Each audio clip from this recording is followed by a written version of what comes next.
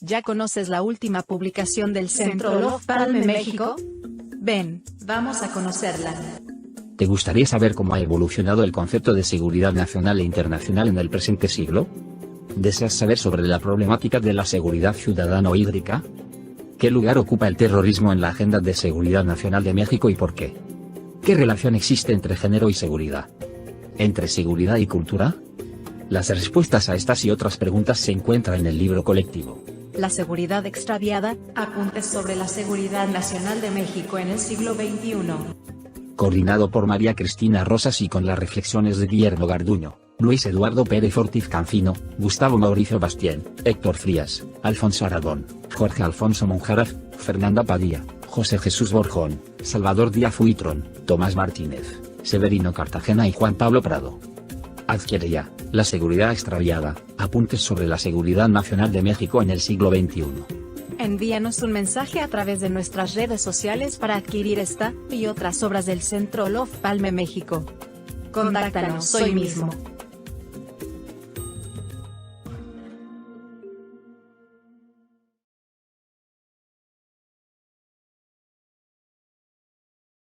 La guerra es la continuación de la política por otros medios, pero también lo es la paz. Desafortunadamente, el mundo ha vivido más minutos de guerra que de paz. Hoy, la atención del mundo está puesta en el conflicto entre Rusia y Ucrania, pero hay muchas otras contiendas armadas que se desarrollan desde hace mucho tiempo y que no reciben la atención necesaria para resolverlas.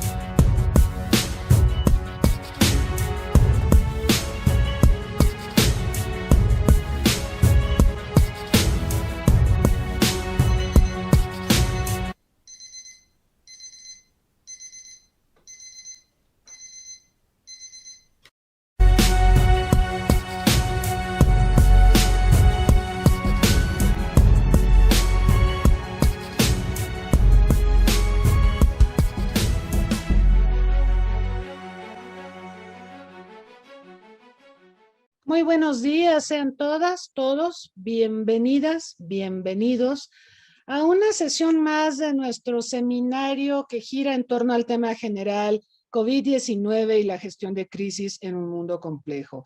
Estamos en la nueva temporada, en la 9ª temporada, ya muy avanzados. Esta es nuestra penúltima sesión y el día de hoy contamos con 3 connotados expertos para hablar del tema de las guerras de alta y baja intensidad. Nos vamos a posicionar en distintas regiones del mundo y para ello estaremos escuchando al doctor Arturo Ponce Urquiza, a la doctora Pilar Hosto Cetina y al doctor Gustavo Eduardo Ordóñez Martínez, a quienes por supuesto agradecemos muy cumplidamente su disposición y su tiempo para estar esta mañana con nosotros. Le recordamos al público que nos acompaña aquí en Zoom y a quienes están enlazando a través de Facebook Live, que pueden formular preguntas para nuestros invitados. Me voy a permitir presentar algunos datos curriculares de ellos. El doctor Arturo Ponce Urquiza es doctor en Ciencias Políticas y Sociales con orientación en Relaciones Internacionales por la UNAM, especialista talasopolítico, catedrático de asignatura definitivo en la UNAM, en la Facultad de Estudios Superiores de Aragón. Actualmente forma parte, como investigador de tiempo completo, del Centro de Estudios Superiores Navales, ININVESTAM, de la Secretaría de Marina Armada de México. También es catedrático del posgrado de la Facultad de Estudios Globales de la Universidad Anáhuac, en su maestría en Relaciones Internacionales y en el doctorado en Seguridad Internacional. La UNAM le ha otorgado las medallas al mérito académico por 10 y 15 años. La Secretaría de Marina Armada de México le otorgó la condecoración al mérito docente naval primera clase. Fue profesor de tiempo completo en el Instituto Mexicano de Estudios Estratégicos en Seguridad y Defensa Nacionales de la Secretaría de Defensa Nacional. De igual manera, es conferencista en el Colegio de Defensa Nacional en el área de Geopolítica del Estado mexicano y Teoría Geopolítica de Estados Unidos. Asimismo, es profesor del Centro de Estudios del Ejército y la Fuerza Aérea en la Escuela de Inteligencia de la Secretaría de la Defensa Nacional. Conferencista en diversos foros nacionales e internacionales, destacando los congresos de la AMEI y de la AMECIP. De igual manera, fue funcionario en la Presidencia de la República, en la administración del doctor Ernesto Zedillo, en la Oficina de Comunicación Social, atendiendo temas de comunicación estratégica y análisis político, como también en el programa de posgrado de la Facultad de Ciencias Políticas y Sociales de la UNAM. Él es autor de artículos, libros, donde el énfasis está puesto en la talasopolítica, política exterior de Estados Unidos y seguridad internacional. Los libros que recomendamos mucho también a nuestro público que revisen, uno de ellos se titula Escenarios geopolíticos para el México global, y también hay otro, Alfred Thayer Mahan y el origen de la geoideología de Estados Unidos, ambos publicados por Grupo Sensontle.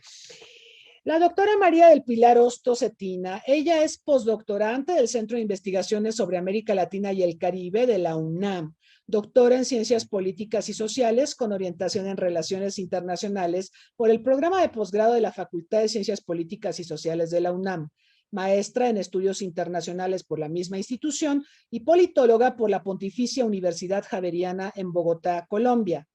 Actualmente es académica e investigadora en el Centro de Estudios Superiores Navales y del Instituto de Investigaciones Estratégicas de la Armada de México. Ambos pertenecen a la Universidad Naval, como ustedes lo saben. Además, es catedrática en la Escuela Superior de Guerra adscrita a la Universidad del Ejército y la Fuerza Aérea. Entre sus publicaciones más recientes se encuentran La importancia talasopolítica de las islas del Pacífico mexicano, gran tema porque ya ven que México piensa muy continental y le da la espalda al mar, entonces es muy interesante esta obra. También otra obra de la doctora Hostos, China, Centroamérica y COVID-19, publicada en 2020, y otra más en ese año que se llama Guerras híbridas, intervencionismo y seguridad en la nueva concepción geopolítica de América Central. Fascinante tema. América Central es una de nuestras fronteras y por supuesto debemos de tener la mirada puesta en lo que pasa ahí, no solo en Estados Unidos. Y finalmente les presento al doctor Gustavo Eduardo Ordóñez Martínez. Él es doctor en ciencia política por la Universidad de Toulouse en Francia. Es consultor en temas de seguridad y defensa. Y él se encuentra en Ciudad de México, pero también tiene base de operaciones en Bogotá. Se especializa en el análisis de la dinámica de los conflictos en desarrollo en nuestra región, en América Latina. A lo largo de su carrera se ha desempeñado como analista para diferentes consultoras de riesgo, tanto francesas como británicas. Decíamos que su doctorado lo hizo en la Universidad de Toulouse, en Francia, en donde también cursó estudios de maestría en Relaciones Internacionales y Políticas de Seguridad, con el apoyo de una beca CONACYT del gobierno mexicano y con la beca de excelencia del gobierno francés.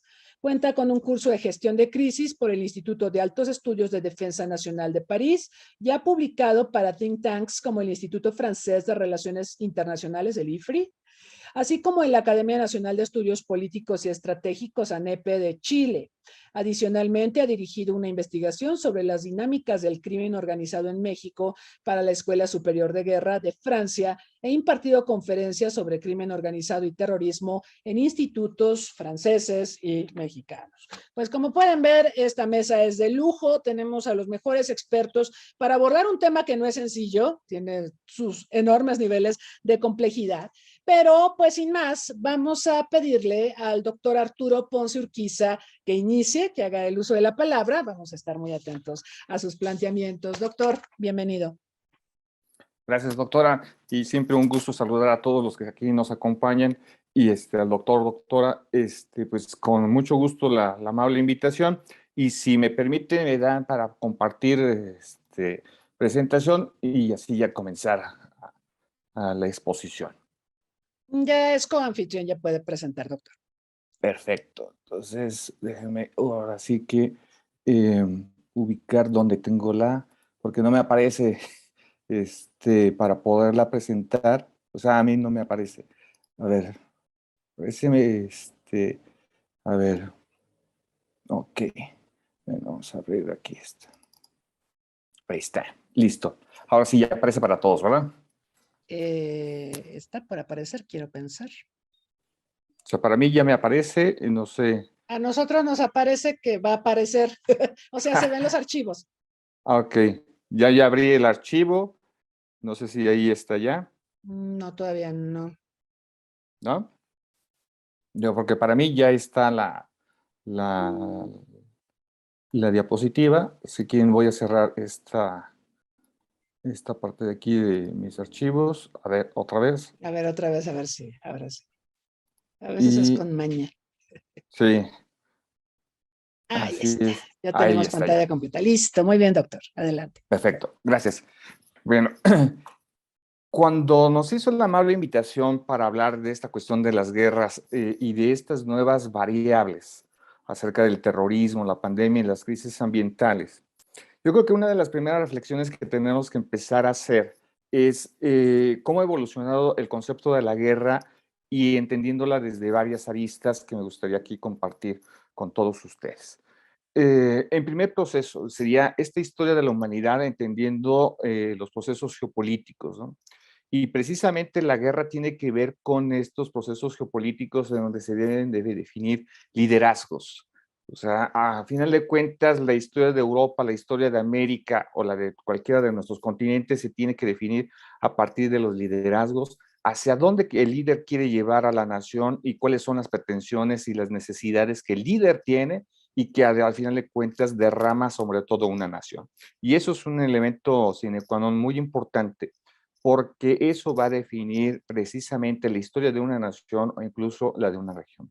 Si lo percibimos desde esta parte, desde el siglo XIX, la cuestión geopolítica tiene que ver precisamente con esa evolución de los liderazgos y por la redefinición de los espacios que se estaban generando en África como en Asia y por qué no decirlo también en el continente americano. No obstante que ya América Latina estaba independiente hacia el finales del siglo XIX, pero aún así estaban los mercados en alta competencia y eso es un elemento muy importante para la redefinición de los espacios del comercio global de la época y que hoy lo seguimos viendo. Entonces, en ese sentido, hay una conceptualización precisamente de la geopolítica y de la construcción del orden internacional y es ahí donde tenemos que empezar a explorar las causas y los motivos de la guerra, ¿sí? Y voy a esto. Hay que empezar a definir, y pareciera que ya es algo normal y que todos los que estamos aquí lo sabemos y lo conocemos, y claro que así es. Pero para quienes nos van a estar observando en vivo, o si no, ya después en la plataforma ya de YouTube, es importante entender el concepto de la idea de la nación. Y desde una perspectiva geopolítica, en donde ésta actúa en la definición del arte de la guerra, por decirlo de esa manera, hay dos elementos que hay que tener muy en cuenta, la cuestión ideológica y la cuestión doctrinal que el Estado tiene para definir su concepto de nación. Ahorita algo comentaba, doctora, acerca de si estudiar en América Latina o Estados Unidos, ¿cuál es más importante? Digamos que todos son importantes dependiendo de las aristas que tengamos cada uno de nosotros. Si ahorita hiciéramos una especie de corte de disección de los Estados Unidos, entendemos claramente cuál es su orientación desde los padres fundadores. Es una nación de centro de derecha, básicamente desde ese momento se establecieron así, cosa contraria a América Latina. América Latina le cuesta mucho trabajo definir sus espacios ideológicos, sus espacios doctrinales. Podemos estar de acuerdo o no los aquí presentes, pero la historia de América Latina nos la presenta así. ¿Se valen los comerciales, doctora? Ok. Recientemente la plataforma Star comenzó a proyectar una miniserie, que por cierto Salma Hayek es productora de ella, que se llama Evita. Y la he estado viendo y es muy interesante precisamente ver en esta época entre los 50 y los 60 cómo el Estado argentino trata de posicionar un concepto de ideología a partir precisamente de quien ella emana, del general, ¿no? De este hombre todopoderoso y que hoy, de alguna forma, esa proyección de ese pensamiento sigue permeando en el kirchnerismo, por ejemplo. Trata de identificar, y nosotros mismos vamos por ese sentido en la cultura de la revolución institucional, la revolución en transformación, como la queramos ver, en muchas variantes. Pero aún como que no acabamos de entender la definición plena de hacia dónde debe de ir esa ideología y por ende esa doctrina. De repente como que nos perdemos en el rumbo. Por eso es muy importante esa construcción de la nación para ir entendiendo esos elementos de la guerra y la orientación internacional y el posicionamiento regional. Para una nación como México y sus ciudadanos, insisto, lo que nos ven, la guerra parece algo muy lejano, parece algo que está más allá de nuestro escenario, no lo hemos vivido realmente, lo que vivimos es el narcotráfico, pero no lo categorizamos que también es una guerra interna de otro estilo, es otro tipo de guerra, es otro tipo de situación en la que, perdón lo que voy a decir, los que vivimos en la Ciudad de México estamos con una especie de burbuja de seguridad en la cual no percibimos esa circunstancia. Pero a quien lo vive en Guadalajara, a quien lo vive en Zacatecas, por ejemplo, o Morelia recientemente, o Cancún en los días pasados, ve, lo palpa, lo mira de frente lo que es la agresión permanente en esta situación. Y qué decir Colombia en algunas épocas y demás, ¿no? Entonces, este tipo de situaciones es muy importante porque nos va diciendo entonces cómo los preceptos de construir el Estado va permanentemente una cuestión que sería la agresión. Y esa agresión es fundamental para irla estableciendo hacia cómo la manejo y cómo la debo de mantener, digamos de esta manera, para beneficio del Estado o en contra del Estado. Ahora, en este sentido de lo que estamos platicando o de lo que estoy aquí comentándoles, entender los conceptos de geopolítica y seguridad nacional son muy importantes para a su vez establecer la vinculación con la cuestión de la guerra, del terrorismo, de lo que se aborda la mesa de hoy. Y es cómo establecer desde la geopolítica y la seguridad nacional las alianzas estratégicas. Hoy México trae un pleito casado en términos de su seguridad comercial y financiera, económica con los Estados Unidos por la cuestión del TEMEC, por una serie de circunstancias, y que se nos dice que para el 15 de septiembre 16 tendremos un anuncio oficial de lo que va a pasar a este país. Bueno, esperemos que no pase nada más que una laraca, pero lo cierto es de que hay alianzas estratégicas y son fundamentales. Esas alianzas fundamentales, por ejemplo, le han permitido al Estado mexicano de no participar, por ejemplo, en ejercicios navales y ejercicios militares con Estados Unidos en los 50, 60, prácticamente eran desconocidos. Hacia los 90 y hacia nuestros días, hoy es vital. Y, por ejemplo, nuestra Secretaría Marina Armada de México está llevando a cabo importantes ejercicios navales acá en el Pacífico, cercanos a las costas hawaianas, en medio del RIMPAC, y con muy buenos elogios por parte de la autoridad estadounidense, la autoridad naval, siendo México tiene toda una capacidad de despliegue y por ello vale la pena seguirlos trabajando. Ahora, aunado a eso, hay un primer tema, las zonas de control, y eso tiene un impacto no solamente para la cuestión del terrorismo, sino también para la cuestión de la migración, un problema tan emergente y bien interesante que el presidente Macron, que ahorita, por cierto, está en una gira muy estratégica en África, en lo que fuera parte de la comunidad francesa, y que, por cierto, el secretario Lavrov de Relaciones Exteriores ruso también anda allí en África tratando de afianzar ahí su entramado de poder, nos hace ver este tipo de situaciones cómo los estados sí tienen que asegurar a partir de su tamaño y su peso internacional sus zonas de control, sus zonas de influencia. México las tiene naturales, por supuesto, las tiene en el Caribe, las tiene en Centroamérica, pero pensemos en el caso europeo, y es el Magreb, y es la parte del Sahel. Me puedo equivocar o no, pero parte de esto está en esa circunstancia, y está obviamente en Medio Oriente. Y había que ver cómo China, por ejemplo, está construyendo sus propias zonas de control. Y pensemos en este caso con las Islas Salomón. ¿Sí? Este tratado tan especial que ha asignado con estas islas, que ha preocupado mucho, por ejemplo, a Australia, a Nueva Zelanda, de una presencia muy cercana a sus fronteras de presencia china. Pero lo hemos visto también en días pasados, como en esas zonas de control, que es Sri Lanka para los intereses de China, pero también son intereses fundamentales para la India, y vimos la caída de un gobierno ante la situación de una crisis que venía extendiéndose, pero que es lo más irónico. Su socio más importante de Sri Lanka por el momento es China y ni siquiera un dedo metió para tratar de atemperar esa situación. A eso habría que hablar ahora no solamente de zonas de control, sino zonas de influencia, hasta donde la influencia de las naciones tiene un impacto decidido. Me pueden criticar, como lo voy a decir, no hay ningún problema, pero creo que la salida de Afganistán de los Estados Unidos era necesaria, a lo mejor fue a trompicones, fue lo que ustedes gusten y manden, pero era necesaria porque estaban reacomodándose las zonas de control y las zonas de influencia, pero además, en esas zonas de control y zonas de influencia puede sonar muy bonito, sí puedo abrazar el mundo ampliamente, pero el costo económico, el costo en vidas también tiene un impacto para definir esas zonas de control y esas zonas de influencia que son decididas precisamente para temas como estos. Pero las zonas de control y las zonas de influencia, cuando se trata de pandemias, ya se convierte en otro tema mucho más complejo de lo que pudiera verse. Y eso es muy importante porque la epidemia y después pandemia tiene un comportamiento que trasciende las fronteras nacionales.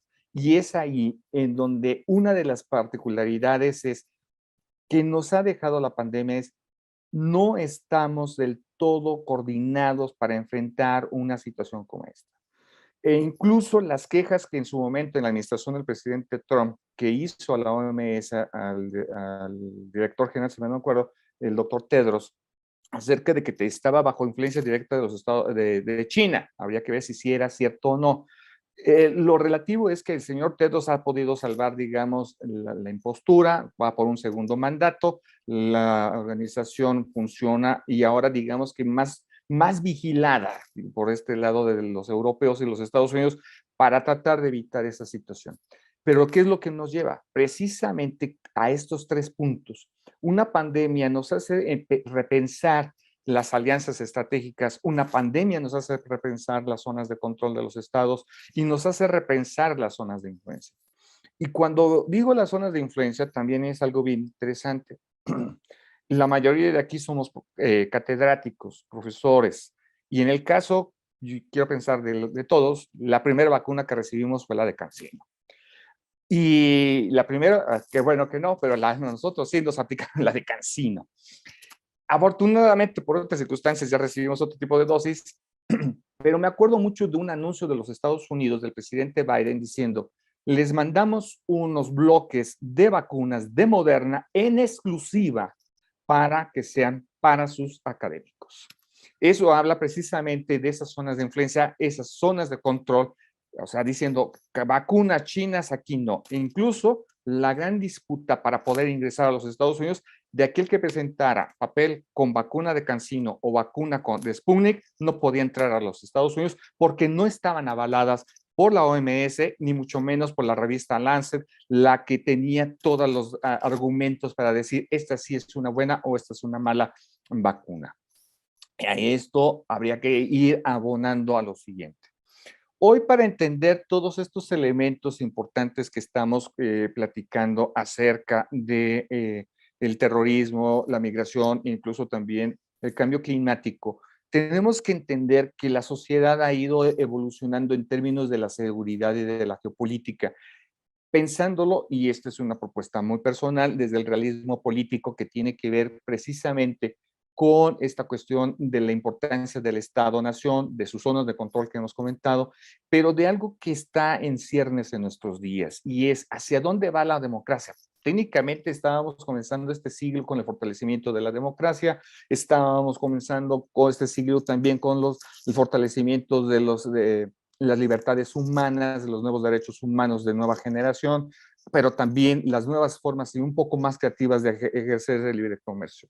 Pero lo que nos hemos topado en esta última década de este siglo es que pareciera que la democracia no es suficiente, los derechos humanos no son suficientes y el libre mercado mucho menos es suficiente. Hemos visto el ascenso de populismos de izquierda, populismos, vamos a incluso decir hasta de centro y de derecha. Esto está provocando una nueva forma de los equilibrios de poder y que eso sí es importante estarlos percibiendo en estos nuevos esquemas que la pandemia nos ha dejado. Es decir, la pandemia vino a traer un repensamiento de lo que somos como sociedad, pero también de lo que somos como nación y por ende de las zonas de control en las cuales tenemos que convivir. En ese sentido, los estados, para esta cuestión entre la guerra, esta cuestión del terrorismo y demás, es cómo estamos planteando los liderazgos regionales. Y ante todo, la prevención de las amenazas y riesgos, que es un elemento sine qua non de la seguridad nacional. ¿Cómo los empezamos a percibir? Y desde esas características. Al Estado mexicano le cuesta mucho trabajo, por ejemplo, trabajar abiertamente el tema del terrorismo, por ejemplo. Si para algunas naciones yo lo he platicado con funcionarios militares del Perú, de la Argentina, de Chile, y esa es una preocupación que ellos tienen. ¿Por qué México le cuesta tanto trabajo hablar de asuntos de terrorismo? Cuando, por ejemplo, en el caso del Perú, dicen nosotros lo hemos vivido, lo hemos sentido con otras características, no como el que se vive en Medio Oriente, pero los actos que hemos tenido tienen todas las características, o incluso el propio gobierno, funcionarios del gobierno guatemalteco también lo han inquirido. Y eso es toda una serie de elementos porque eso es muy importante para establecer perfectamente toda la armazón en la cual debe de estar establecido las amenazas y riesgos de un Estado como el mexicano y que a partir de su vinculación con América del Norte, en el caso de las alianzas que tenemos con Estados Unidos y con Canadá, pero también nuestra proyección con Centroamérica y el Caribe y obviamente con Sudamérica, tenemos que tener políticas muy en común para identificar las amenazas y los riesgos a toda la región latinoamericana y obviamente americana. En este caso también había que entenderse ese pleno ejercicio del Estado de Derecho que nos permite que, en conjunto, hablar de gobernabilidad hoy tan traída y llevada por una serie de situaciones tanto internas en México como a nivel internacional. Los elementos, por ejemplo, no hubo problema de gobernabilidad en Francia, sino aquí se puede argumentar y platicar más, pero la tensión que sufrió el Estado francés, digamos, yo lo estuve percibiendo en France 24 en 24 horas de la televisión española, la percepción que tenían, cuando menos desde estos medios, de la posible llegada de Marine Le Pen al gobierno francés. Y que obviamente cuando gana Emmanuel Macron, la euforia, el regocijo, después tenían que ver cómo quedaba la Asamblea Nacional en la recomposición del plano legislativo. Pero por mientras, la amenaza había quedado un poquito controlada, pensando en los efectos de un Trump que había llevado al extremo a la democracia y que incluso el día 6 de enero, él por sus palabras, por sus actos, provocó lo inédito, la toma del Capitolio, ¿no? Y que incluso casi obligando a un Mike Pence a asumir la responsabilidad de que sí, que la elección era inválida, ¿no? Ese tipo de situaciones. Hoy también la pandemia nos está dejando una recomposición de la economía y de su estabilidad. Los datos macroeconómicos que estaba escuchando hace un rato, previo a que ingresáramos, no son nada buenos y la posibilidad de que Estados Unidos entre en una recesión cada vez es más real y que nosotros perdón lo que voy a decir, en el austericidio que estamos llevando económico, nos va a traer una serie de problemas más complejos de lo que ya parece. Y aquí viene otro elemento a análisis que debe de ser siempre tomado en cuenta para este tipo de análisis, es lo que las corredurías nos dicen. Y recientemente Moody's y Fitch, Standard Poor's nos han dicho, pues ustedes no van a crecer y además su calificación de inversión, su grado de inversión no es el mejor, va a la baja, exactamente. Así que como en circo romano, ¿no? O sea, hacia la baja. Y esto provoca de alguna forma o estabilidad política y social o inestabilidad. Y lo ideal es que tengamos estos tres elementos: gobernabilidad, estabilidad económica, estabilidad política y social. Pero cuando no sucede así, el escenario se empieza a volver caótico. Por eso, para entender estos elementos, hay una importancia que se le debe dar a la toma de decisiones. Para los temas de la seguridad y ver ese entramado, las potencias, desde mi muy particular punto de vista, toman estos 6 elementos, perdón, para ejercer sus intereses nacionales. La visión de Estado, que la tienen clarísima hacia dónde van, la proyección de su nación permanentemente, y más aún con los avances que estamos teniendo en esta, si me lo permiten, esta cuarta hacia la quinta revolución tecnológica. Hoy estamos tal vez en ciernes ya de entrar, desde mi punto de vista, a la quinta revolución con toda esta cuestión de la inteligencia artificial, que ya es un elemento sine qua non, los elementos ya de una inteligencia que piensa por sí misma. Eso hace estos elementos que hace que vea que el Estado tiene otras características, otra proyección de la nación. Pero, ojo, pareciera que habíamos dejado las disputas de lo ideológico, lo doctrinal, hacia finales del siglo XX, principios de este siglo. Y sin en cambio, Argentina, Venezuela, Cuba, incluso Chile, nuestra nación, Francia, Estados Unidos, Rusia, están retomando estos principios a través de una cuestión que le podemos llamar nacionalismo. Y desde esa perspectiva, cómo ideológicamente establecer qué es la nación para ellos y cómo la deben de proyectar. El otro elemento es la inteligencia, y no solamente la inteligencia de quienes piensan alrededor del Estado y cómo lo deben de proyectar, sino cómo están estructurados sus aparatos de inteligencia para prevenir todas aquellas acciones que lastimen al interés nacional y obviamente tener claridad de las amenazas y de los riesgos nacionales. Y por ende, el análisis estratégico. El análisis estratégico que se tiene que estar haciendo permanentemente frente a ciertas circunstancias. A veces pareciera que el análisis estratégico lo tenemos que hacer, en el caso mexicano, cada 6 años, y no necesariamente. Es una cuestión que se tiene que estar haciendo por algo que podemos llamarla desde la parte de la geopolítica, de las coyunturas y de los influjos. Es decir, todo aquello que de manera espontánea prácticamente o que no estaba considerado, tiende a brincar y tiende a modificar la estructura del Estado. Doctora, usted me dice si voy bien o mal en términos de tiempo, por favor. Un minutito, por favor. Perfecto.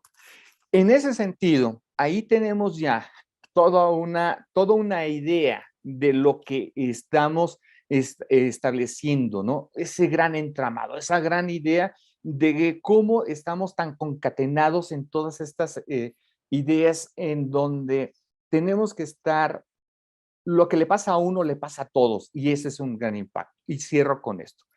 Esta situación en donde están permanentemente puestos todos estos elementos, en donde al Estado le gravita la seguridad, el populismo, los recursos estratégicos, los avances tecnológicos que rápidamente comenté, los conflictos, las crisis financieras, la pandemia. Es decir, el Estado cada vez tiene que asumir grandes retos, grandes diversidad de problemáticas, y que le cuesta mucho trabajo poder definir todos esos parámetros y darle certidumbre a la población. Por eso es el gran éxito del populismo, porque es muy fácil decir yo lo resuelvo y con dinero te lo resuelvo, y no necesariamente. A la postre vemos los estragos que eso puede tener. Me ajusto al minuto y pues lo dejamos para la sesión de preguntas y respuestas. Muchas gracias a todos. Gracias, doctora.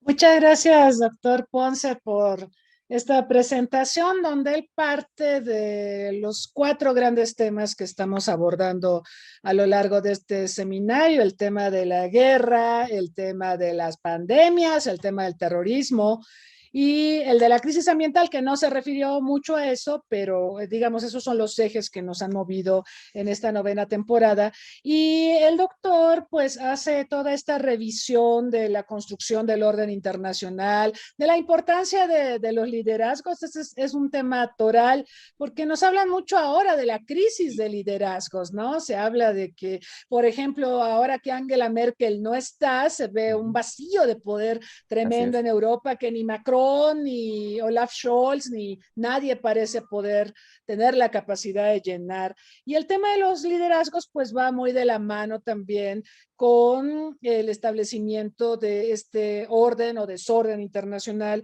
al que se ha referido el doctor, y donde nos ha presentado cómo se van insertando estos temas, ¿no? El tema del terrorismo, el tema de las epidemias y pandemias, el tema de la guerra, la relación que hay entre la construcción del Estado y los conflictos, que eso es un tema de suyo fascinante y no nos darían los tiempos para agotarlo, obviamente, en una sesión, pero creo que los elementos que nos presenta son contextuales, nos hablan del momento en el que nos encontramos, nos dice también mucho de México, todas estas disyuntivas que enfrenta el país, un país que tiene populismos, un país que no tiene proyecto de nación, que tiene más bien pues políticas de gobierno, cambia el gobierno, cambia la política, eso es terrible, ¿no? Y ante eso, pues hay mucha improvisación y poca preparación ante fenómenos tan complejos como los que ha descrito el doctor. Por ejemplo, nos cae una pandemia y resulta que nosotros estamos haciendo una transición del sistema de salud. No hay un buen momento para que caiga una pandemia, pero estamos de acuerdo en que desmantelar un sistema de salud y te cae una pandemia, pues es muy desafortunado, ¿no? Por citar un caso, pero podríamos mencionar otros tantos temas donde se ve que ante la falta de un proyecto de nación solamente nos queda ser, ¿cómo dicen? Resilientes, responder a las crisis. Así es.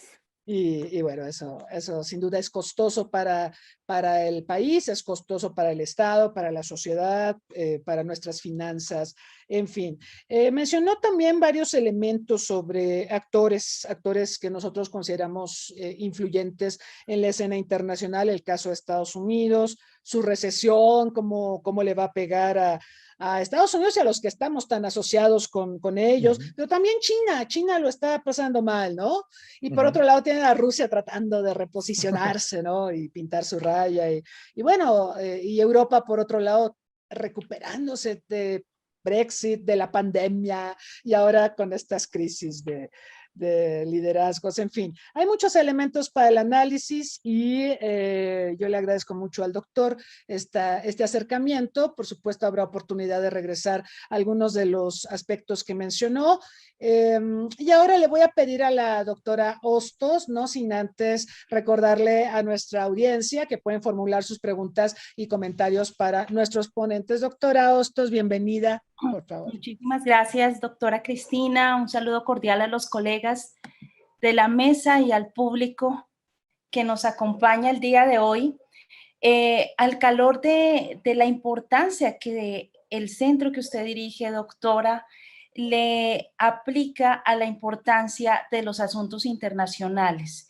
En este caso, y como usted misma nos convoca, para cubrir esta dimensión, compenetrar con los conflictos de alta y baja intensidad. Y es en esa idea que quisiera compartir con ustedes, como se marca aquí en el título, el contexto geopolítico de los actuales conflictos de alta y baja intensidad, centrado en el caso precisamente vigente, coyuntural, que nos aboca en el caso de Ucrania y Rusia. Desde esa perspectiva, también quisiera agregar precisamente como estructura de esta ponencia, primero partir de un análisis sobre el conflicto de Rusia y Ucrania como conflicto de alta intensidad. En un segundo apartado, ver los alcances del conflicto geopolítico de Rusia y Ucrania a la par de otros efectos relacionados particularmente con conflictos que estamos sintiendo y muy atinadamente en el caso de América Latina, y hacer algunas conclusiones. Desde esa perspectiva y viendo esta imagen que aparece en pantalla, pues lo que nos muestra este mapa, digamos que ya pasado de años, pero que efectivamente nos muestra este nuevo tablero de los conflictos geopolíticos en Eurasia, donde siguen vigentes los conceptos tradicionales, clásicos de las relaciones internacionales, este ejercicio del realismo político, el criterio de expansión, como lo hemos representado en ese pulpo, que extiende sus tentáculos y que busca ese posicionamiento, y que, como ahorita bien lo señalaba el doctor Ponce, con esta necesidad de establecer criterios de liderazgos en estas zonas de influencia que se están estableciendo a nivel internacional. Bien, ahora siguiendo con este esquema que aparece en pantalla, resulta interesante ver esos viejos y nuevos criterios geopolíticos en el conflicto de Rusia y Ucrania. Vemos en el primer recuadro esta visión que nos presenta la geopolítica clásica, que no ha pasado de moda, que sigue presente con aspectos tales como la necesidad de recuperar el espacio vital del cual nos hablaban los alemanes, el criterio de expansión que también permanece y que ahora se expresa de otras maneras, no solamente militar, lo vemos a través de las transnacionales, de los corporativos, y efectivamente el caso de invadir espacios territoriales. Seguidamente y en el contexto central vemos la relevancia también de las posturas críticas que también repercuten en la geopolítica, esta noción de combinar guerras convencionales con lo que ahora conocemos como guerras híbridas, ya lo mencionaban y es parte de esta discusión que nos plantea y nos invita a hacer la doctora Cristina, ver el asunto de las amenazas, de la amenaza pandémica, los asuntos cibernéticos, la cuestión del embargo económico, todo esto se suma a esta complejidad que estamos viviendo para entender lo que pasa en el mundo, lo que sucede tras un conflicto, donde se combinan, y es por eso que empezamos a hablar y matizar mucho en términos de guerras híbridas, de esta combinación de medios para alcanzar fines y que, como veremos en el último recuadro que marco en color verde intenso, nos lleva a algo que parecía superado en la humanidad y era esta idea de las luchas por el control de tierras productivas. Eso lo habíamos visto en la etapa del feudalismo, lo habíamos visto en las luchas agrarias, en las revoluciones agrarias de comienzos del siglo XX, con esta idea de las revoluciones verdes que suscitan en el contexto de la Guerra Fría, pero hoy en día, y precisamente el contexto de la guerra o el conflicto Rusia-Ucrania nos invita a ver esta cuestión sensible de el apropiamiento de las tierras fértiles concentradas o dedicadas en la producción de alimentos. Bien, otros mapas que nos ayudan a ilustrar esta situación actual que presenta la región euroasiática en materia geopolítica. Acá simplemente vemos estos bloques enfrentados que también nos invitan a la reflexión precisamente del devenir de la OTAN, un esquema planteado para después de la Segunda Guerra Mundial, al calor de la Guerra Fría, pero ahora en esta condición que está viviendo el mundo, de esta especie de transición paradigmática en la que se están definiendo polos de poder, pues nos abocamos de nueva cuenta al estudio de fenómenos como la OTAN ampliada, que va de la mano también con el criterio de frontera, concepto fundamental en los análisis geopolíticos, en los análisis internacionales, que como vemos acá en el mapa y centrándonos en la idea de lo que presenta el mapa de Ucrania, pues nos muestra subrayado con líneas en rojo esta condición del pasado, pero que sigue vigente de apropiación de territorios, de espacios geográficos estratégicos. Bien, ahora, esta esquema que les presento es básicamente una síntesis de posturas de actores dominantes, en este caso, en este conflicto de alta intensidad, la postura de Rusia, bajo esta necesidad que nos plantea de contener o hacer frente al enemigo, en este caso, esta alianza presente en el concepto de la OTAN. También vemos una necesidad, y aquí podemos recurrir a la postura geopolítica de los rusos, que ellos comentan, denominada recuperar su cercano extranjero, muy clara en el pensamiento de Putin, un hombre que todavía o parecería que se enfrenta al esquema de recuperar ese criterio de la Unión Soviética, recuperando espacios geográficos que, como decíamos, se enmarcan en esta noción de cercano extranjero. Vemos también vigente esta necesidad de ampliar, de recuperar espacios, pero espacios que conlleven, para el caso particular de Rusia, a extender sus dominios en dirección a lo que es esas aguas cálidas del mar Mediterráneo, esas nociones clásicas tradicionales que en su momento llegó a tener la propia Catalina la Grande, el propio Pedro el Grande, Vemos también aquí en este esquema, en la parte de abajo, la necesidad rusa de ampliar bajo la cuestión cultural la idea de rusificar, es decir, de imponer su cultura en los espacios geográficos de su interés. Entonces acá creo que también el tema cultural que hace que es tan necesario de analizar en el contexto de las relaciones internacionales, nos permite dimensionar bien a bien qué pasa en este conflicto de alta intensidad que estamos viviendo. Señalan los propios rusos que están llevando a cabo la política de destrucción constructiva aplicada en Ucrania, una cosa que parece irracional, pero que es fundamentalmente realismo político. Cómo atacar, destruir el espacio para luego volver a entrar y reconstruir a su manera.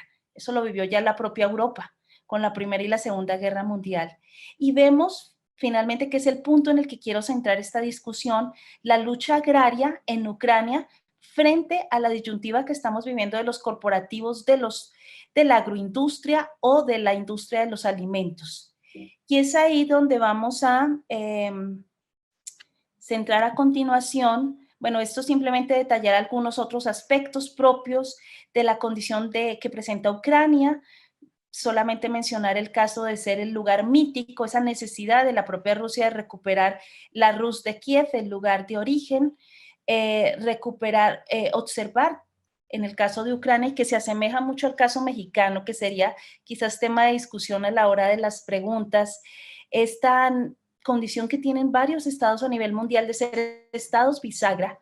El caso de Ucrania se presenta como una especie de estado intermedio de conexión entre Europa y Asia, de aproximación entre la OTAN y la propia Federación Rusa. México, veámoslo en esa tesitura, de estar tan cerca a una potencia con intereses globales, como es el caso de Estados Unidos, y nos pone en la mira y en los objetivos de esos que contienden como potencias en estas rivalidades que observamos en el ambiente internacional. Y volvemos a precisar esta condición que tiene Ucrania de ser un granero para Europa y la propia Rusia y para otros países de Asia, de África. Pensemos esta noción, pensando en conflictos, si se quiere, de baja intensidad, pero que necesitamos estar analizando, como son nuestros graneros en América Latina.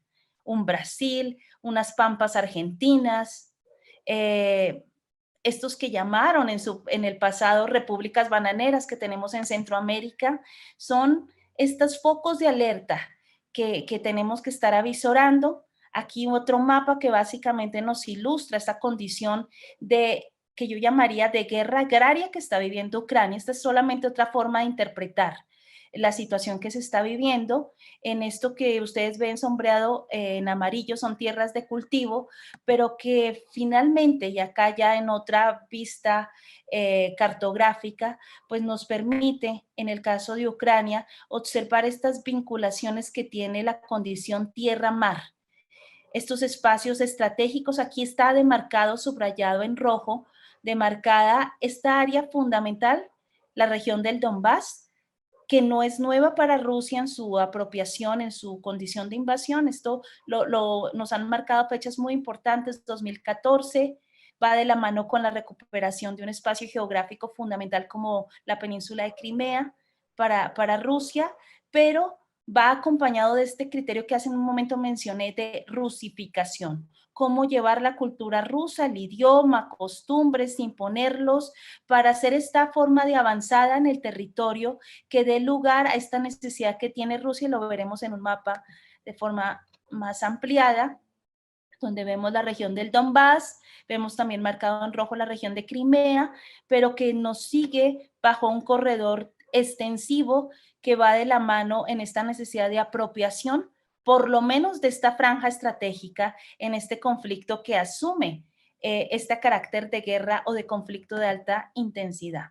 Vamos a ir marcando algunos elementos ya centrales para finalizar la discusión, en donde vemos otros actores en esta especie de, como llamé, guerra agraria que acontece en Ucrania, esta idea de control de los cinturones de tierra negra, que lo tiene el territorio ucraniano, en donde participa Estados Unidos vía sus transnacionales, corporativos claves como Cargill, dedicado a la cuestión de la producción de cereales, de alimentos, Monsanto, que en el caso de Ucrania ha logrado desde hace varios años atrás ser el gran proveedor de semillas, por lo menos el 40%, de manera que ahí empezamos a ver una guerra que viene desde hace mucho tiempo atrás de los corporativos y de una China que desde el 2010, 2013, pues se ha dedicado casi al acaparamiento, a la adquisición de tierras productivas en Ucrania.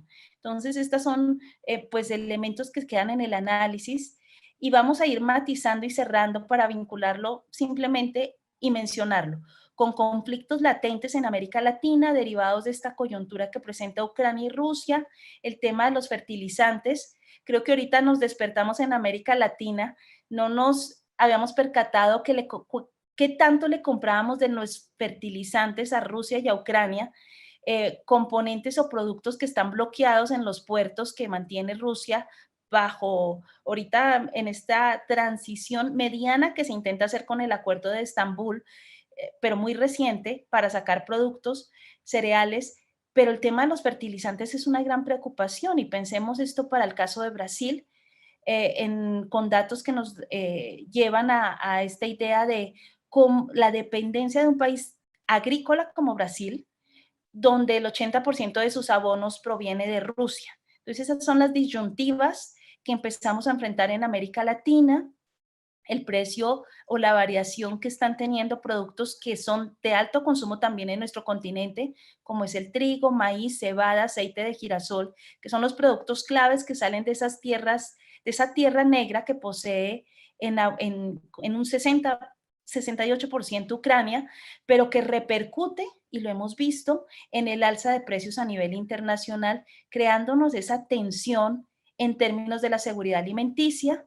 Ahorita nos comentaba el doctor Ponce de estas tendencias que ya vive Estados Unidos en materia de recesión económica. Si eso acontece en el caso de Estados Unidos, ¿qué será para el resto de los países que dependemos y que tenemos interacción directa con Estados Unidos o con otros países? Pensemos el caso mismo de la Unión Europea, que son los debates a los que se enfrentan en estos intentos de recuperación, pero muy complejos, porque ahorita, y hablando de la Unión Europea, creo que también nos cayó el 20 en pensar, para el caso de los países europeos, la alta dependencia que tenían precisamente con un país como Rusia. Y finalmente, y con esto voy a ir cerrando, este es simplemente un bosquejo de estas tensiones altas y bajas que enfrenta la América Latina, derivados de una coyuntura que se avisora lejana, pero que tiene impactos trascendentales a través de este vínculo que hemos establecido o en cuestión de seguridad alimentaria. Vemos países en América Latina, hay una ventaja en los países de América Latina relativa. Algunos son graneros con capacidad en sus tierras de poseer tierras fértiles, tierras castañas, como le pasa, por ejemplo, al caso argentino. Sin embargo, hay otros países en la región, como mencionar el caso, solo menciono el caso de Haití, doctor Ordóñez, porque ese será tema probablemente de discusión. Países que no producen, no tienen capacidad productiva, solamente de compra, pero si sus ingresos como país no son suficientes, es ahí donde empezamos a demarcar los temas de la hambruna, los temas sociales y de la amenaza latente de conflictos centrados en el tema de la falta de alimentos.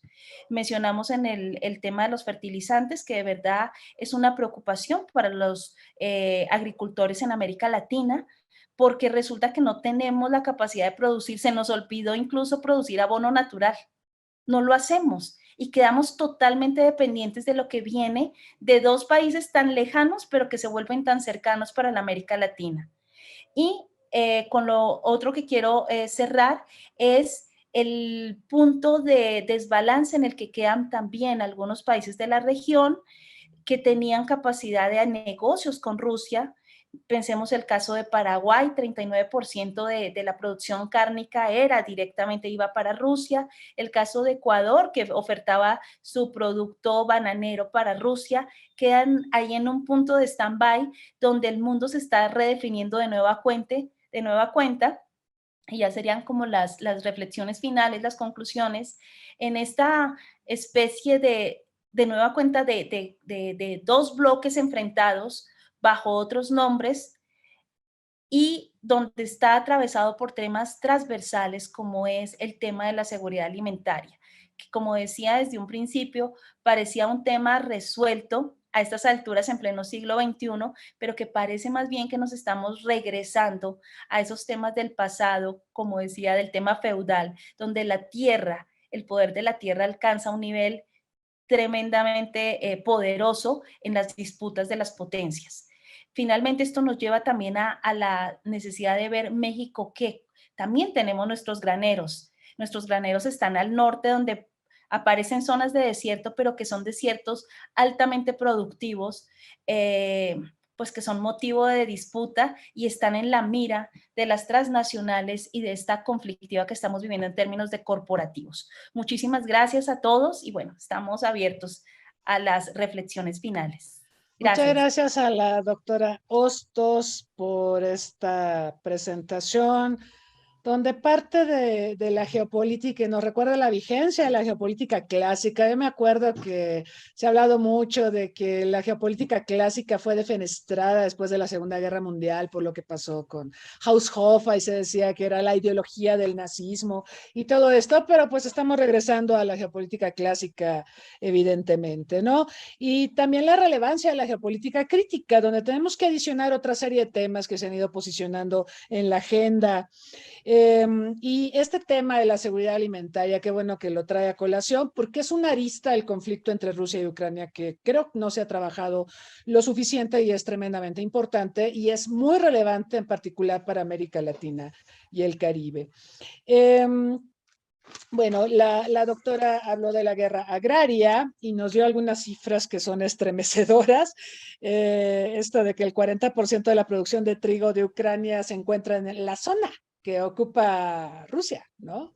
Y Rusia la semana pasada cuando dijo sí que Ucrania venda en el mercado internacional sus granos y bombardeó Odessa, que es uno de los puertos principales para abastecer el mundo. Bueno, pues ahí vemos cómo se van mezclando estos temas de conflicto de alta y baja intensidad en torno a un tema como lo es el abastecimiento de productos agropecuarios y también cómo esto está impactando en un tema fundamental para la supervivencia de las personas, porque las personas comemos y si no hay alimentos, o si el acceso a los alimentos está condicionado por el conflicto, por los precios altos, por las transnacionales, pues se torna muy complicado. Fascinante también esta reflexión que hace la doctora respecto a que en Ucrania compiten transnacionales como Monsanto y por otro lado la propuesta rusa de control de espacios agropecuarios, agrícolas. Y bueno, de América Latina hay mucho que decir. Argentina con sus pampas, que es una zona despoblada y para Argentina siempre la parte esta patagónica ha sido considerada como una vulnerabilidad para su seguridad nacional por la poca densidad demográfica que tienen allá, ¿no? Pero pues es uno de los graneros del mundo. Brasil, por supuesto, yo no sabía que el 80% del abono que usa Brasil procede de Rusia, ¿no? Y bueno, en el caso de México, México sí tiene una dependencia de fertilizantes rusos y quisiera poner a consideración también de ustedes este tema de la visita de López Obrador a Estados Unidos, porque parece que estuvo marcada por los desencuentros. Sin embargo, en los acuerdos que no recibieron tanta difusión, se mencionó que México va a incrementar la compra de productos agroalimentarios a la Unión Americana y también que le va a comprar fertilizantes. Nosotros compramos como el 40% de fertilizantes a Rusia. ¿Esto qué significa? Que le vamos a dejar de comprar a Rusia por presiones de Estados Unidos y ahora le vamos a comprar a Estados Unidos, ¿no? Entonces, ahí podemos ver cómo se van posicionando estas agendas y estos estos temas tan fascinantes. Y bueno, pues seguimos invitando al público a que plantee sus preguntas y comentarios para nuestros expositores. Aprovecho también para recordarles la encuesta de salida. En un momento más, Fernanda se las pondrá para que nos hagan favor de emitir sus comentarios y sugerencias para nuestros eventos próximos, tanto en términos de horarios como de tópicos. Yo creo que seguridad alimentaria sin duda es un tema en el que tendremos que abundar mucho más de lo que lo hemos hecho hasta ahora, pero pues díganos ustedes qué otros temas les parecen dignos de análisis. Yo creo que todos lo son, pero también tenemos que jerarquizar. Pero bueno, vamos a escuchar ahora al doctor Eduardo Ordóñez y adelante, por favor.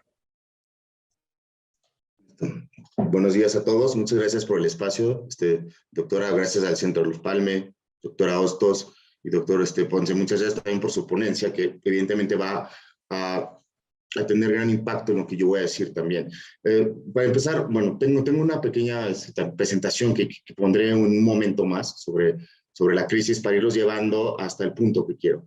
Pero podemos empezar por definir qué es el espacio geopolítico latinoamericano, ¿no? Muchos hablamos de Latinoamérica como si fuéramos una unidad, y no hay nada más falso que eso. Podemos identificar varios tipos de América Latina, ¿no? O sea, el concepto de América Latina surge como tal durante la invasión francesa de México, para definir un espacio que le iba a ser un contrapeso a la creciente nación como lo era Estados Unidos, y que evidentemente le suponía un gran reto a la Francia imperialista de esa época. Entonces quieren meter a toda América Latina en un solo concepto, ignorando muchas realidades geopolíticas. Podemos identificar que hay una América Latina hispanoamericana, que puede incluir todos los países de habla hispana, pero también incluye a México, a Cuba y a la República Dominicana, por cuestiones históricas, culturales, lingüísticas, evidentemente. Y esto va a ser importante porque nos va a ayudar a definir por qué Haití no es importante en la región, por qué no los percibimos, por qué sus crisis no nos afectan aparentemente, y por qué hay ese desinterés de América Latina para liderar Haití. Después podemos identificar una América, bueno, un Caribe propiamente dicho, que es anglófono de una tradición del Commonwealth, y en donde muchos países todavía dependen de la reina de Inglaterra. Y tenemos el Brasil, evidentemente el Brasil por sus cuestiones históricas, geopolíticas, lingüísticas, es punto y aparte en América Latina. Se le quiere llamar el líder de la región, pero realmente sí ejerce un liderazgo muy fuerte en el Cono Sur, principalmente Paraguay, que es su principal socio. Bueno, ellos son los principales socios del Paraguay. En Argentina, un poco de una manera más difusa en Bolivia. Pero el caso de Haití es muy particular. Hay que verlo como una nación, vamos a decirlo, desgarrada. Y es una historia muy trágica porque Haití es el primer país de la región y es el primer país en que se convierte en la república. Ellos bendicen de Francia y son los primeros. Entonces, ¿qué pasó? ¿En qué momento Haití se desvió del camino? Todo esto evidentemente obedece también a una forma de gestión del Estado latinoamericano a partir de cacicazgos.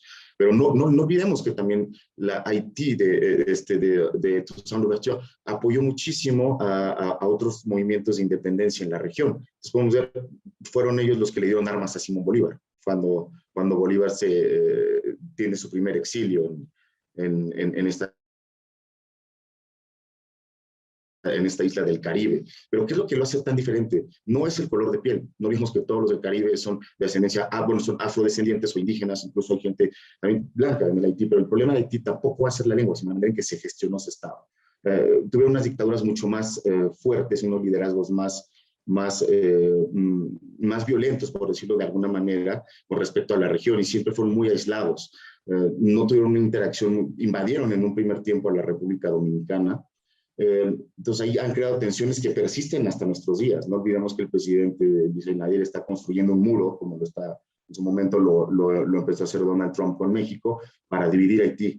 Entonces el mensaje es: no queremos haitianos. Están expulsando 10, 15, 20 mil al mes. Entonces podemos ver que todas estas tensiones están persistiendo hasta nuestros días. Entonces, toda esta construcción de América Latina como un ente geopolítico unitario, pues ha demostrado que no.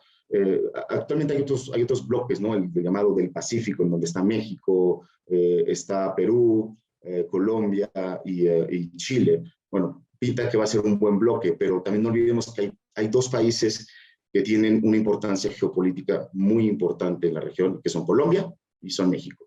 México por su cercanía con Estados Unidos y que es por ende, es una zona de fricción entre la América hispanohablante y la América angloparlante, y Colombia, que es una zona de conexión y de fricción entre lo que es América, lo que ya es el bloque geopolítico Norteamérica, que nos incluye a nosotros los mexicanos, con el resto de América. Y Colombia también pues, es un país que tiene doble salida al mar. Entonces es muy importante, es el único que tiene salida al Caribe y al Pacífico en Sudamérica.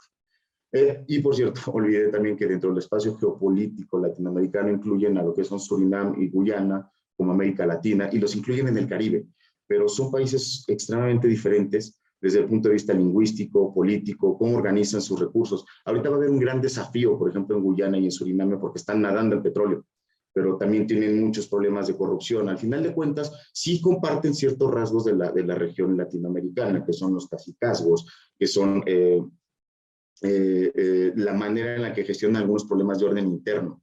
Aquí es donde también me gustaría hacer un énfasis en decir qué es el orden interno. Y hablando de seguridad nacional, como le está hablando el doctor Ponce, o sea, nos ven que es un concepto que incluye la protección del Estado o que es un conjunto de normas para regular ciertos comportamientos de las agencias de seguridad y de inteligencia, que no debería de ser de las de inteligencia propiamente dicho, pero pues sí, evidentemente es un concepto que surge en el 47 en Estados Unidos en un contexto de Guerra Fría y para hacerle frente a Rusia, pero esto implica una reestructuración del Estado. Entonces, en América Latina, ¿esto cómo nos va a impactar? Bueno, nos vamos a basar en el modelo norteamericano de reestructuración del aparato de Estado, y no solamente militar, lo que también sería político y de las fuerzas de inteligencia y policiales. Entonces, aquí tenemos un fenómeno muy propio de nuestra región, que es la interacción entre fuerzas de policía y fuerzas militares. O sea, no es exclusivo de México, pero sí podríamos decir que surge aquí. ¿Por qué? Porque tenemos un concepto muy anterior al de la seguridad nacional, que es el del orden interno, posteriormente se llamaría seguridad interior en diferentes instrumentos normativos de la región. Tenemos la Constitución de Perú de 1834, tenemos la Constitución de México del 57, tenemos algunos ordenamientos en Colombia, de manera más difusa en Argentina, lo tenemos en Chile, y a partir de todo este concepto de seguridad interior se van forjando identidades nacionales. Chile, de hecho, forja una identidad militar muy fuerte y es lo que los lleva a ganar la Guerra del Pacífico en 1870, pues 78, contra una coalición entre Bolivia y Perú, que eran parte de una misma sociedad, por decirlo de esa manera, en torno a una élite militar, ¿no? Que empieza a surgir en el Perú con Gamarra después de la partida de Bolívar y San Martín. Entonces, ¿qué es lo que nos lleva poco a poco a esta región a ver que lo que la gobierna son las crisis? Y podemos observar que la crisis en Latinoamérica se vuelve una forma de gestionar el Estado. Cuando dicen, es que periodos de paz, bueno, de acuerdo a los estudios que he realizado, nunca hemos tenido un periodo de paz. Siempre hay un conflicto o una guerra en la región. Llámese en México, o sea, México aparece a través de un periodo de guerras sucesivas durante más de 30 años, Colombia ni se diga. De hecho, siguen en un conflicto armado interno. A mí me gusta hablar de conflicto armado y no guerra. La última guerra que se vive en Latinoamérica es 1935, cuando se termina la guerra de Paraguay contra Bolivia y se firma un tratado limítrofe. Podemos hablar ya que es la última guerra interestatal en nuestra región. Se habla de la guerra del fútbol en Centroamérica, pero fue más que nada una escaramuza. Tiene evidentemente sus características, pero bueno, no nos da tiempo de abordarlo en esta sesión. Posteriormente, ya con el concepto de seguridad nacional adoptado en la región, eso quiere decir, después de que México casualmente es el único país que no tenía una legislación en materia de seguridad nacional, y mismo que somos de los pocos países en donde la adoptamos de manera más estricta y más profunda, y en donde ha impactado en nuestra vida diaria. Tenemos países como Argentina, Chile, que también adoptan este concepto estratégico, y vamos a llamarlo más que concepto estratégico, una expresión. Adoptan esta expresión del ordenamiento jurídico estadounidense, pero lo distingue muy bien de la defensa y de la seguridad interior, que es un concepto latinoamericano. México y Colombia son los países donde hasta la fecha no existe una ley de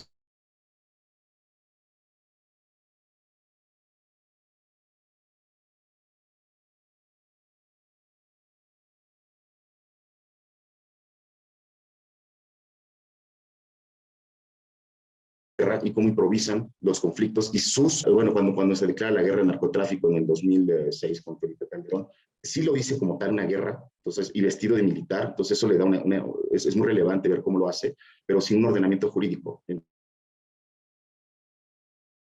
Ya teníamos un CISEN del 89, pero no hay una ley que lo regule. En Colombia se hace de la mano de Álvaro Uribe, que es cuando más se implementa este concepto, y lo hace a través de una política que se llama la política de seguridad democrática, que implementa desde el 2010, me parece. Bueno, termina en 2010 con la llegada de Santos. Entonces, este concepto va a ir integrando todos los conceptos estratégicos estadounidenses de guerra psicológica, de guerra de baja intensidad, control del territorio, incluso algunos conceptos de la doctrina francesa de la guerra contrainsurreccional, ¿no? Que serían la famosísima expresión del general, coronel, y cuando ya pasó a ser general Tronquier, que es quitarle el agua al pez, ¿no? O sea, que sería para combatir el comunismo como una nueva amenaza en la región. Entonces, todos este tipo de problemáticas persisten hasta nuestros días y tienen una expresión muy fuerte en México, de manera muy acentuada en Colombia, y en Haití es otro tipo de crisis. Me gustaría abordarlo desde otra perspectiva porque no es una crisis de carácter geopolítico, es muy interna, pero que evidentemente tiene un impacto en la región. Haití va más que nada ligado a problemas de delincuencia, y en Colombia es más que nada un choque de dos sistemas, entre el de la seguridad nacional y actualmente que Rusia está haciendo una cierta presencia en Venezuela. Entonces aquí vamos a tener dos cosas muy interesantes. Venezuela y Colombia acaban bueno, el presidente electo colombiano, Gustavo Petro, dice que va a reanudar su relación con Venezuela, pero eso va a ser un gran desafío, porque no se trata nada más de una amistad o de una ideología. O sea, Colombia, a final de cuentas, es un país que se están dando cuenta que a pesar de que la ideología de Petro es más de izquierda y tiende a romper con un sistema capitalista de corte neoliberal, no se puede de la noche a la mañana. O sea, simplemente el petróleo. Ahorita acaban de decir que sí, finalmente van a respetar los 180 contratos petroleros y de exploración que hay, porque si no, no va a haber dinero. De los 32 departamentos que hay, 20 viven de las regalías. Eso quiere decir que cerca de 50 municipios de Colombia viven exclusivamente de las regalías del petróleo y la minería. Evidentemente se tiene que hacer de una manera responsable, que es lo que no se está haciendo. Ahorita están en contra del fracking. Muchísimas organizaciones de derechos humanos se quejan del fracking. Entonces va a ser un tema complicado. ¿Cómo van a reanudar eso? Y eso tiene, esa relación, aquí es donde yo quiero compartir mi pequeña ponencia, va a tener un impacto muy fuerte en cómo van a gestionar su conflicto. ¿Por qué? Porque hay diferentes actores en la frontera colombiana y venezolana. Tenemos, en enero hubo un evento muy emblemático que fue un enfrentamiento entre el ELN y las disidencias de las FARC en la región de Arauca, que esta es fronteriza con Venezuela, y es en donde se hace esta fricción entre dos ideologías, entre un gobierno como es el de Venezuela y el de Colombia, y que tiene como actores principales, pues, a dos grupos armados ilegales, como se llama en la legislación colombiana. Las disidencias de las FARC actualmente son vistas como narcotraficantes y delincuentes exclusivamente. Después de que se desmovilizan en 2016, pierden ese carácter político de un actor político que busca cambiar el sistema por medio de las armas. El ELN sí tiene ese estatus. Ambos son considerados terroristas por la Unión Europea,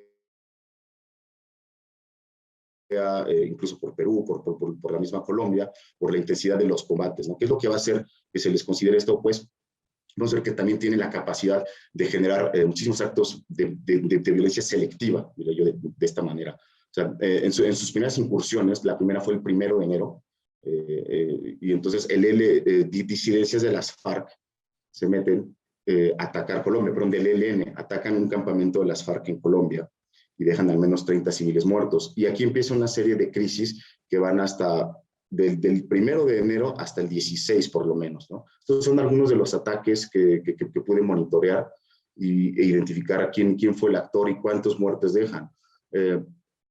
Evidentemente aquí es una pelea no solamente por el control del narcotráfico, sino también es una pelea por el control del territorio. Toda esta región venezolana y colombiana es muy rica en minerales. Entonces también aquí hay una presencia muy activa de estos grupos para controlar producción de oro, contrabando de gasolina, pero también para ejercer una cierta presión. Venezuela apoya a estos grupos como una manera de desestabilizar a Colombia, sobre todo porque el presidente Duque sí tiene unas diferencias muy marcadas con el régimen venezolano y los condena bastante. Entonces aquí seguimos con la serie de crisis, que es evidentemente, ¿qué es lo que se usa, no? Para decir que podemos hablar de un conflicto de baja intensidad, que no están movilizando grandes tropas, pero utilizan técnicas que pueden llamarse terroristas, ¿no?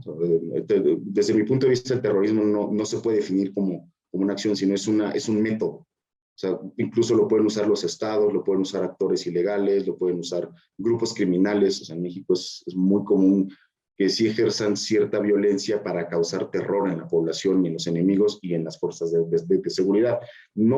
Tenemos esa reticencia a hablar de terrorismo como tal, pero porque pienso que tampoco hemos entendido que es un método. Entonces, se le quiere considerar como un delito, pero es un método y es una manera de ejercer también la guerra. Entonces, todos estos ataques en Colombia nos muestran las capacidades que tienen estos grupos armados al margen de la ley. Cuando hablamos de explosivos, que sí que hay una manera en la que se fabrican las bombas, y eso implica una técnica, no nada más es ponerlo ya. Se habla mucho que actualmente los bombazos que ha habido en México han sido con la ayuda de estos grupos, que son los que les enseñan el know-how sobre todo al cartel de Jalisco Nueva Generación, y los proveen de este tipo de explosivos, que muchos son usados para la minería. Y bueno, creo que hemos vivido no son de la misma manera que en Colombia, no tienen el mismo objetivo, pero podemos ver que es un intercambio. Esto es algo que dicen los gobiernos, ¿no? Que se acusan mutuamente. Entonces, esta crisis duró hasta el 16 de enero. Fueron días muy tensos en los que incluso el ministro de Defensa de Colombia fue a Arauca y también detonaron una bomba ahí enfrente de una ONG. El presidente Duque condenando los ataques, acusando al gobierno de Venezuela de albergar terroristas, y el gobierno venezolano, por su parte, calificando a los grupos colombianos como terroristas armados narcotraficantes de Colombia, los TANCOL. Entonces, esto no nada más es clasificarlos como tal, sino es decir, que vienen de Colombia y que los están usando, y que Colombia los está usando para desestabilizar al gobierno de Maduro.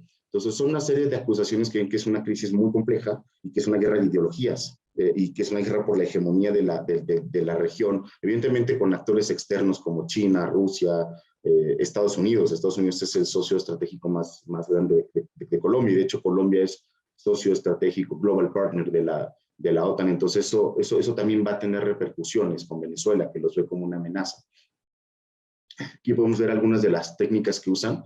El ELN siempre ha usado esta técnica de ataques contra la infraestructura petrolera de Colombia. Fue parte de una ideología que tuvieron al principio de corte maoísta, en la que ellos no se involucraban en el narcotráfico, pero sí en hacer daño a la infraestructura del Estado como una manera digamos, de protesta. Actualmente ya forman parte del narcotráfico. En algún momento tenían que insertarse en esas cadenas, primero como garantes y daban protección a grupos narcotraficantes, después controlando directamente la cadena de producción, sobre todo en esta región fronteriza entre Colombia y Venezuela. No olvidemos que toda la droga se produce en Colombia, pero sale actualmente desde Venezuela, aparentemente con el apoyo logístico del gobierno venezolano, al que tanto acusa a Estados Unidos de ser narcotraficantes, sobre todo a Diosdado Cabello y a Nicolás Maduro, ¿no?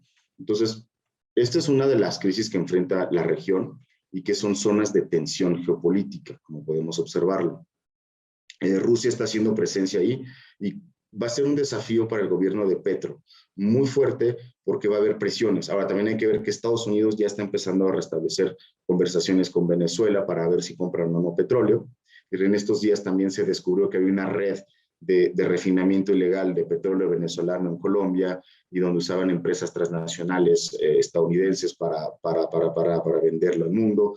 Entonces, podemos ver que es una guerra por la energía, por los recursos, por todo. Y para el caso de Haití, que es otra cosa muy particular, o sea, se habla mucho ahorita de que es una violencia descontrolada por parte de pandillas, pero más que pandillas ya son grupos armados que ejercen un control territorial muy fuerte en la región por varias razones. La primera es que Para empezar, en Puerto Príncipe, que es la capital de Haití, hay más o menos 92 entre pandillas y grupos armados operando en la región, en una ciudad de 2 millones de habitantes. Entonces, eso nos puede hablar del impacto que tienen en la vida diaria. Los secuestros se dan diario, es algo que pasa todos los días, pero es una manera de autofinanciarse, sí, pero eso quiere decir que no están metidos en la economía internacional. O sea, el secuestro lo cobran en Puerto Príncipe o en donde cometan los delitos, y se queda el dinero ahí. O sea, no hay una manera en la que ese dinero pueda salir del país e insertarse en una economía criminal transnacional. Se usa para compra de armamento y pagar a la propia gente. Ahora, ya están empezando también pues, a gestionar otro tipo de recursos extorsivos, como son los puertos, los terminales de Vareux y de Tor, que es a donde llega todo el petróleo. No olvidemos que Haití depende 100% de las importaciones de petróleo. Ya los han tomado por la fuerza estos grupos y han impedido que se distribuyan pipas de gasolina. Muchos de estos grupos estaban ligados al expresidente asesinado el año pasado, René Moïse, y donde la crisis sigue. Entonces, podemos observar también que estos grupos están ejerciendo este tipo de control de estos recursos como una manera de convertirse en actores políticos. ¿De qué manera? Ejerciendo una presión al gobierno, diciendo o elecciones o no elecciones, dependiendo de lo que les convenga. Actualmente la gente quiere elecciones. La crisis en Haití empezó el 7 de febrero del 2021, porque según que eran estas elecciones presidenciales a las cuales no llamó Jovenel Moïse y se quedó en el poder un año más. Parte de eso es por lo que lo matan, porque no quería abrirse a elecciones democráticas. Entonces pensábamos que iba a ser el sucesor de los Duvalier, que se iba a instaurar en una dictadura presidencial que iba a durar toda la vida o hasta que él muriera, hasta que finalmente se muere, ¿no? Las condiciones en las que lo matan son bastante extrañas también, que son mercenarios colombianos con mucha experiencia en combate, los engañan, les dicen que van a ir a hacer una misión de protección ejecutiva, ya cuando están allá se dan cuenta que tienen que matar a alguien, pero no saben que era el mismísimo presidente, y al final quedan abandonados y no es muy claro lo que está pasando.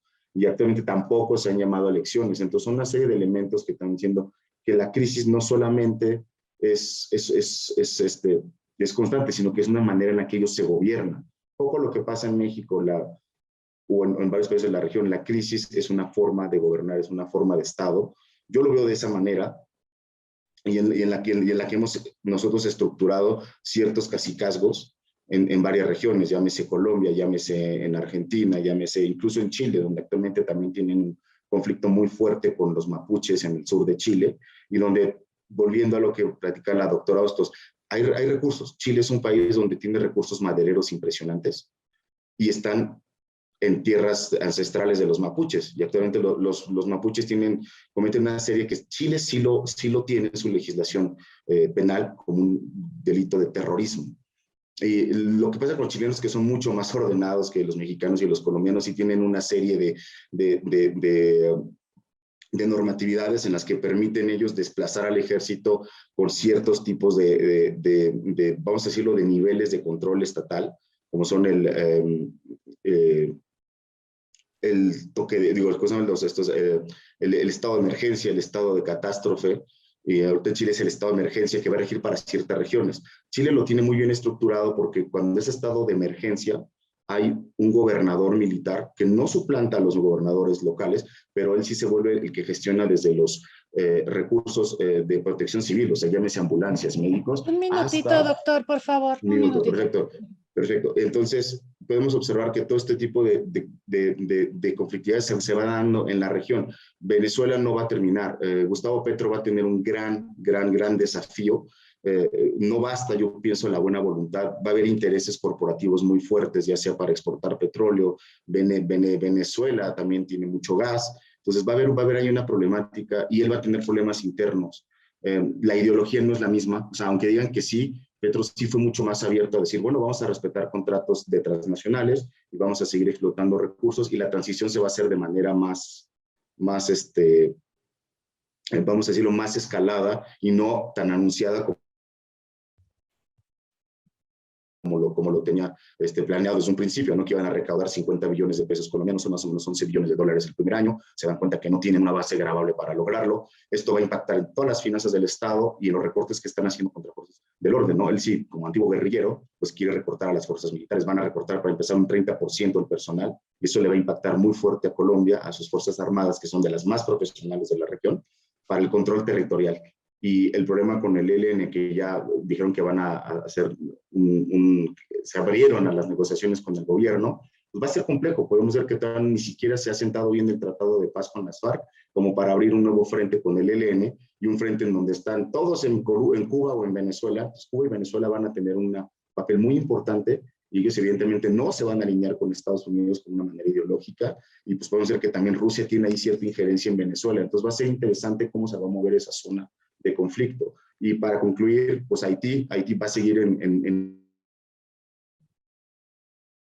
una misma problemática de orden interno, y sobre todo de crisis de seguridad pública, que les está afectando ahorita a las transnacionales, les está afectando a las misiones de la ONU. Para concluir, hubo una serie de enfrentamientos entre el 8 y el 17 de julio que dejaron más de 450 muertos y más de 50 personas secuestradas o desaparecidas. Entonces ya no estamos hablando de crimen. La pregunta es, ¿estamos hablando ya de las leyes de la guerra? Muchas gracias. Gracias al doctor Eduardo Ordóñez por esta presentación, donde parte primero de explicar que América Latina no es un bloque homogéneo ni unitario, a pesar de que siempre hablamos de América Latina como si todos marcharan al mismo ritmo o todos fueran iguales. El énfasis de su exposición estuvo puesto en Haití. Por un lado, un país con una problemática endémica, que fue, como se explicaba, pues el primero que se independiza en la región, pero tal parece que recibió muchos castigos por poner el mal ejemplo y todavía paga la factura de eso. Y el otro caso que analizó es el colombiano, fascinante porque, bueno, sabemos de la larga historia de conflictos en este estado. Sabemos que hay un proceso de paz reciente, ha habido varios, ¿no? Con no muy buenos resultados. El más reciente, se esperaría que generara un desenlace más favorable. No parece que será así, y todo esto en el contexto del arribo de Petro a la presidencia, un exguerrillero que vamos a ver cómo perfila sus políticas públicas. El problema también cuando tenemos personajes así es la poca experiencia política, y claro, eso sin duda puede ser un desafío a la hora de enfrentar problemas tan complejos de tan larga data y donde hay tantos actores involucrados como los que mencionaba el doctor. Muy bien, bueno, pues ya tenemos algunas preguntas del público. Aquí en Zoom nos han llegado varias también vía Facebook Live. Quiero recordarle al público también y a Fernanda, por favor, que nos ponga la encuesta de salida para que nos dé el tiempo suficiente y el público la pueda responder.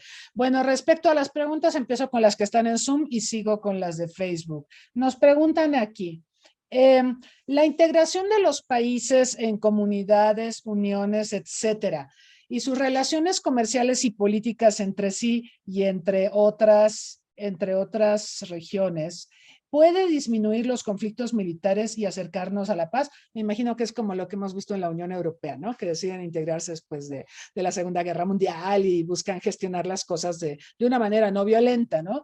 Y también pregunta esta misma persona, ¿cómo el ciudadano de cada país puede participar activamente en favor de acciones que nos dirijan a la paz? ¿Nos educan para la paz? Y felicitan al panel.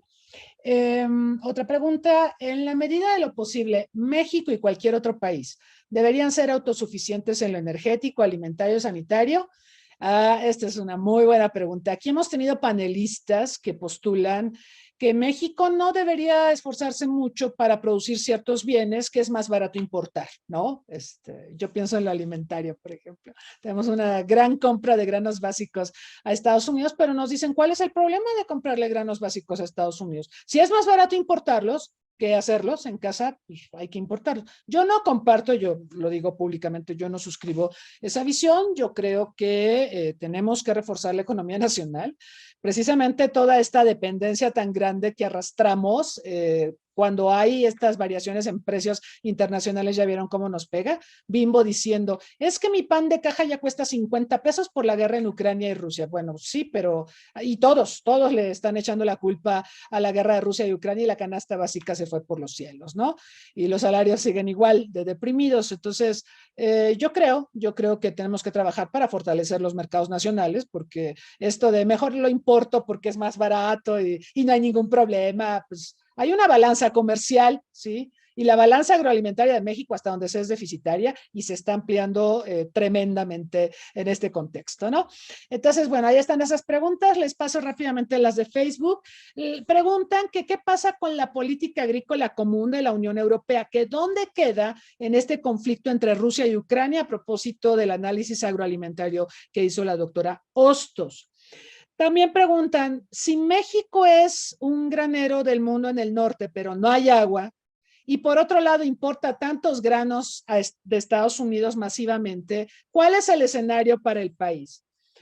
Preguntan perspectivas del proceso de paz más reciente en Colombia a la luz de los fracasos previos. Bueno, muy bien. Preguntan, Petro, junto con Boric y el presidente de Perú y AMLO, ¿le darán un nuevo impulso a la Alianza del Pacífico? Ok, bueno, esas son las preguntas por ahora. Voy a pedirles a nuestros expositores que reflexionen sobre estas preguntas y comenzamos con el doctor Arturo Ponce, por favor. Sí, gracias. Es que, a ver, son complejas cada una de ellas y se notan las simpatías y fobias. Y voy a explicar por qué. Cuando se hizo el tratado, pensemos en esta cuestión alimentaria y de lo que está pasando ahorita en Ucrania. Una de las cuestiones que se fue planteando precisamente con el arribo del, vamos a decirlo así, del neoliberalismo y el fracaso del socialismo, fue establecer regiones de producción. Y en esas zonas de producción, bueno, pues alguien va a tener que hacer los autos, alguien va a tener que hacer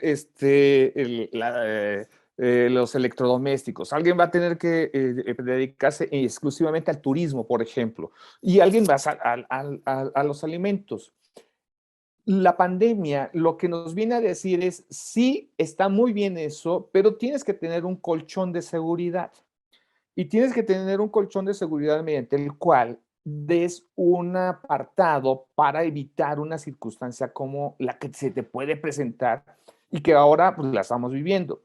En el caso mexicano, tenemos una zona que es muy importante, que corre entre el estado de una parte de Guerrero, la parte norte, Michoacán, Jalisco y sobre todo Sinaloa y un pedacito, la parte sur de Sonora, que es un gran corredor agrícola. Pero el gran problema es que está el narcotráfico ahí. Entonces, ¿cómo puedo sacar adelante una producción agrícola extensiva cuando tengo al narco metido ahí hasta el cogote? Perdónenme la expresión. Pensemos en el estado de Sinaloa y si hay alguien que los esté oyendo y viendo, no me va a dejar negar que, perdón, ¿cómo lo voy a decir? Si yo aviento granos de X insumo, se va a dar. Las tierras son tan propicias, tan ricas, que puede generar una cantidad impresionante de jitomate, por ejemplo, de arroz. Cosa que puede suceder, está sucediendo en Ucrania, que sucede en alguna parte más de América Latina, que sucede en alguna parte también de África, la parte ya del Sahel, la parte ya más, digamos, de más bonanza para las cuestiones agrícolas. ¿Qué es lo que tenemos que estar llevando a ese sentido? Es decir, la pandemia nos está explicando y nos está obligando a repensar en la globalización. Y si me permiten, y me extiendo un poquito nada más en esto, hay un texto que es muy interesante para quienes nos están escuchando y viendo que se llama, de Jan Bremer, que se llama El fracaso de la globalización, The Failure of the Globalization. ¿Y por qué? Porque precisamente habla de eso, de esas zonas mediante las cuales nos hemos abocado y que no entendimos que también tenían un proceso de agotamiento. O sea, ese es el otro gran problema. Nos estamos agotando en términos de querer ser zonas regionales para ciertos insumos. Yo creo que sí, pero tenemos que empezar a repensar cómo establecer esos pequeños vínculos en los cuales, ok, yo no puedo producir del todo una cantidad de granos como antes lo hacía, pero sí tengo que poderme abocar a ciertos productos que además me son competitivos. Y cierro, el aguacate mexicano. las fresas. Y algunos otro tipo de oleaginosas que, por ejemplo, por las medidas halal y kosher, sí son muy competitivas para México en el mercado de Medio Oriente. Entonces, por lo tanto, tendríamos que estar repensando en ello. Y ahora sí, cierro con esto. México tiene la capacidad en el norte de poder generar áreas extensivas de trigo y obvio ser muy competitivo para el mercado estadounidense o complementario del mercado estadounidense ante lo que viene y que es una guerra de larga data, que es lo que todo apunta, y México puede sacarle provecho si el gobierno mexicano estuviera más atento a ciertas circunstancias, no a trenes y etcétera, etcétera, pues tendríamos la facilidad de comenzar a establecer otro tipo de políticas, ya que le gusta a esta administración toda la cuestión agraria, por ahí ya comenzaría, ¿no? Pero yo lo dejo hasta ahí. Perdón mi comentario, doctora. Gracias, doctor. Otra vez volvemos a lo del proyecto de nación. O sea, antes de decir si hago un tren Maya o hago el corredor transísmico, pues primero mi proyecto de nación y luego voy viendo lo que necesito para llegar al México que quiero construir en 2100 o 2200 o 2300, ¿no? Pero bueno, vamos con la doctora Pilar Hostos, por favor. Gracias, doctora Cristina, y gracias a todos por las preguntas tan interesantes que nos llevan a reflexionar precisamente hoy en día para qué nos integramos, hacernos esa doble pregunta.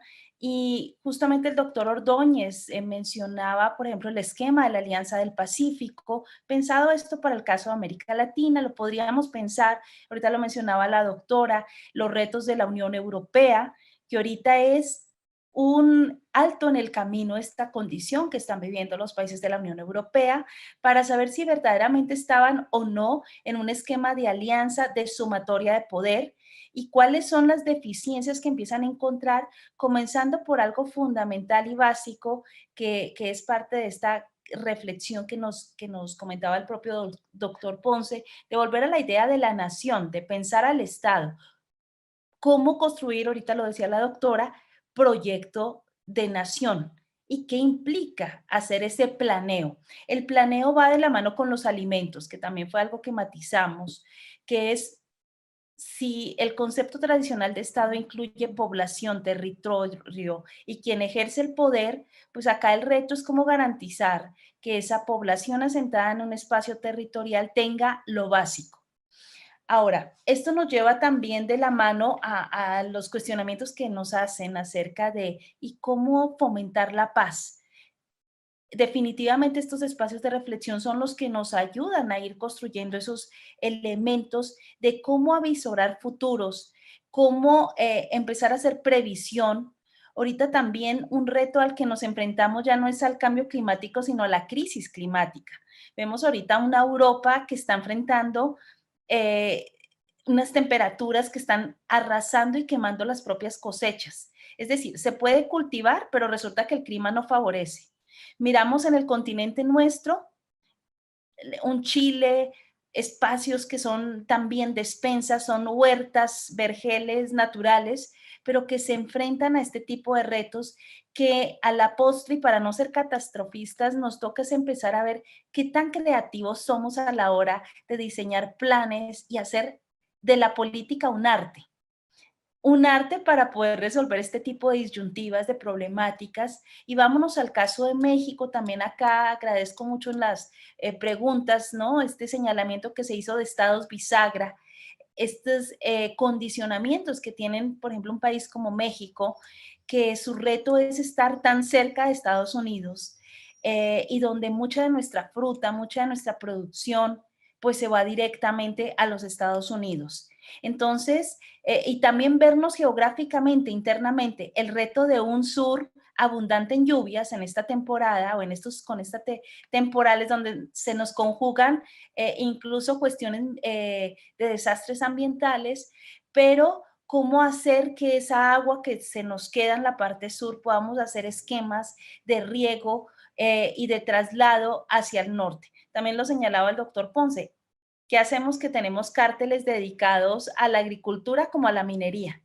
El doctor Ordóñez planteó esto muy bien también para el caso de Colombia y son los retos que tenemos, a veces de funciones que deja de hacer el Estado y que son reemplazadas o llevadas a cabo por otros actores. El caso de Michoacán, y ya para con esto cerrar y ser más, si se quieren, localistas, pero los retos frente al oro verde, que es el aguacate, el limón, y cómo esto queda en manos de otros grupos, en lo que ahí viene precisamente los retos de la gobernabilidad y de la gobernanza. Frente a este mar de actores y los retos que tenemos de tomar decisiones frente a tareas básicas de Estado. Más allá, la movilidad es importante, ahorita que se mencionaban los trenes, todo, pero claro, trenes y todo, ¿para qué? ¿Qué fundamento tienen? Y el otro reto fundamental es que la comida sí lleva guerras, y eso nos lo ha demostrado la historia. Gracias, doctora, y gracias a todos. Muchas gracias a la doctora Hostos. Ahora que decía lo del oro verde, cuando veíamos los precios a principios de año del limón o más recientemente del aguacate, pues sí, efectivamente, y vemos cómo se ha posicionado la delincuencia organizada y cómo estos espacios tendrían que contar con una mayor presencia del Estado, donde el Estado no está, no hay vacíos de poder, ¿no? Donde no está el Estado, no hay vacíos, pues. Lo que queda vacío lo llena otro, y ahora lo vemos con la delincuencia organizada. Doctor Ordóñez, por favor. Sí, es con respecto a las preguntas me parece que eran dos, de la Alianza del Pacífico y las futuras negociaciones de paz con el ELN, ¿no?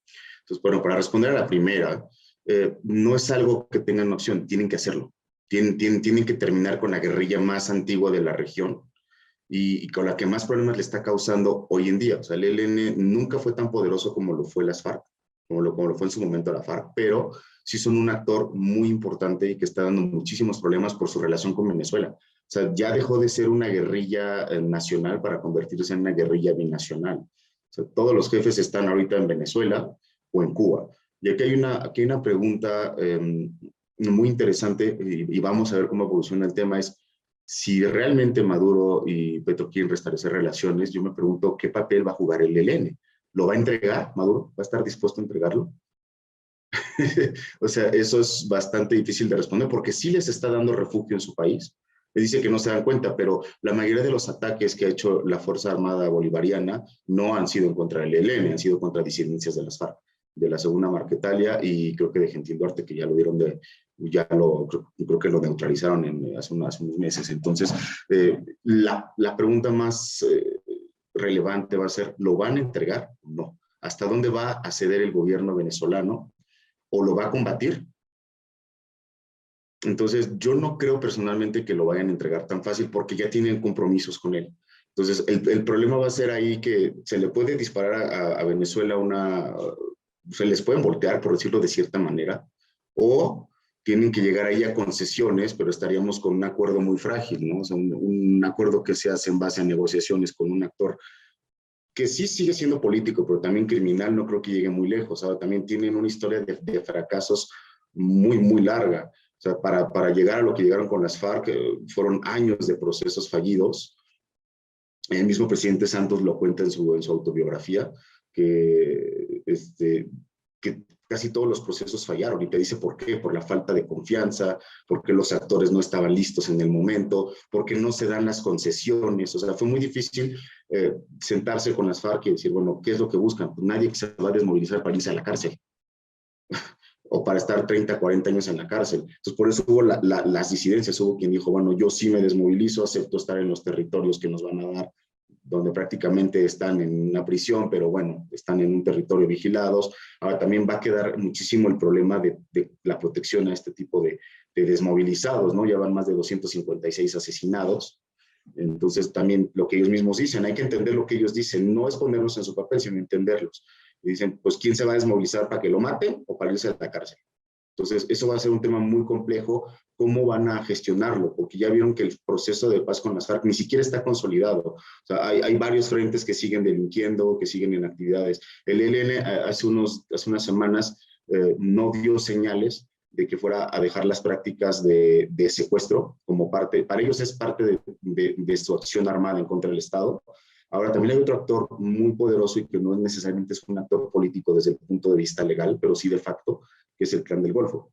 Es un grupo integrado por exparamilitares, algunos miembros de las FARC, narcotraficantes y es puramente criminal, ¿no? Sus actividades son criminales, pero ahora salieron con la novedad que también le proporciona al presidente Petro un diálogo para desmovilizarse, pero aquí plantea un problema jurídico de gran relevancia, pues no son considerados como un actor político. O sea, ¿cómo vas a perdonar a alguien que ha secuestrado o que cometió infracciones de derecho común? No lo puedes sentar a una mesa de negociaciones como si fuera un actor político.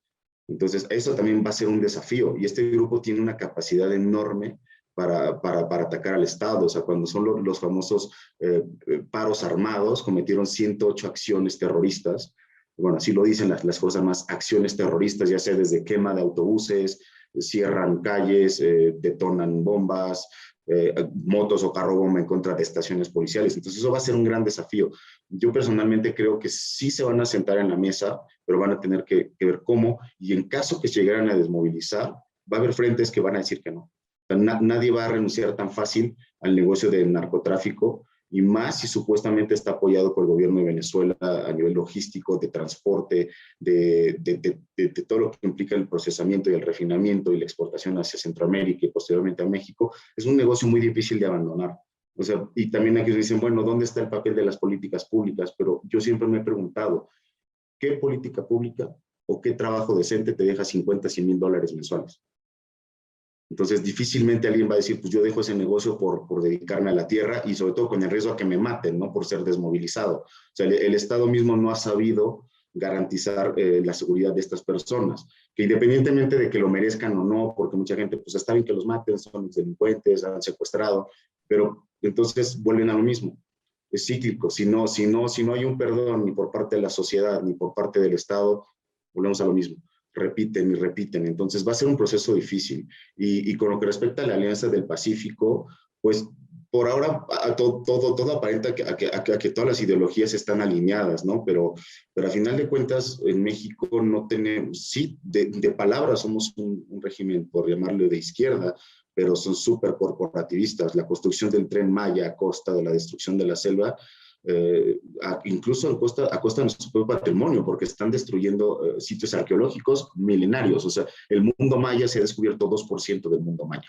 Y cada vez que cavan algo en la jungla, descubren pirámides, ciudades que nos aportarían muchísimo. Y, pues, entonces, eso es una práctica completamente corporativista.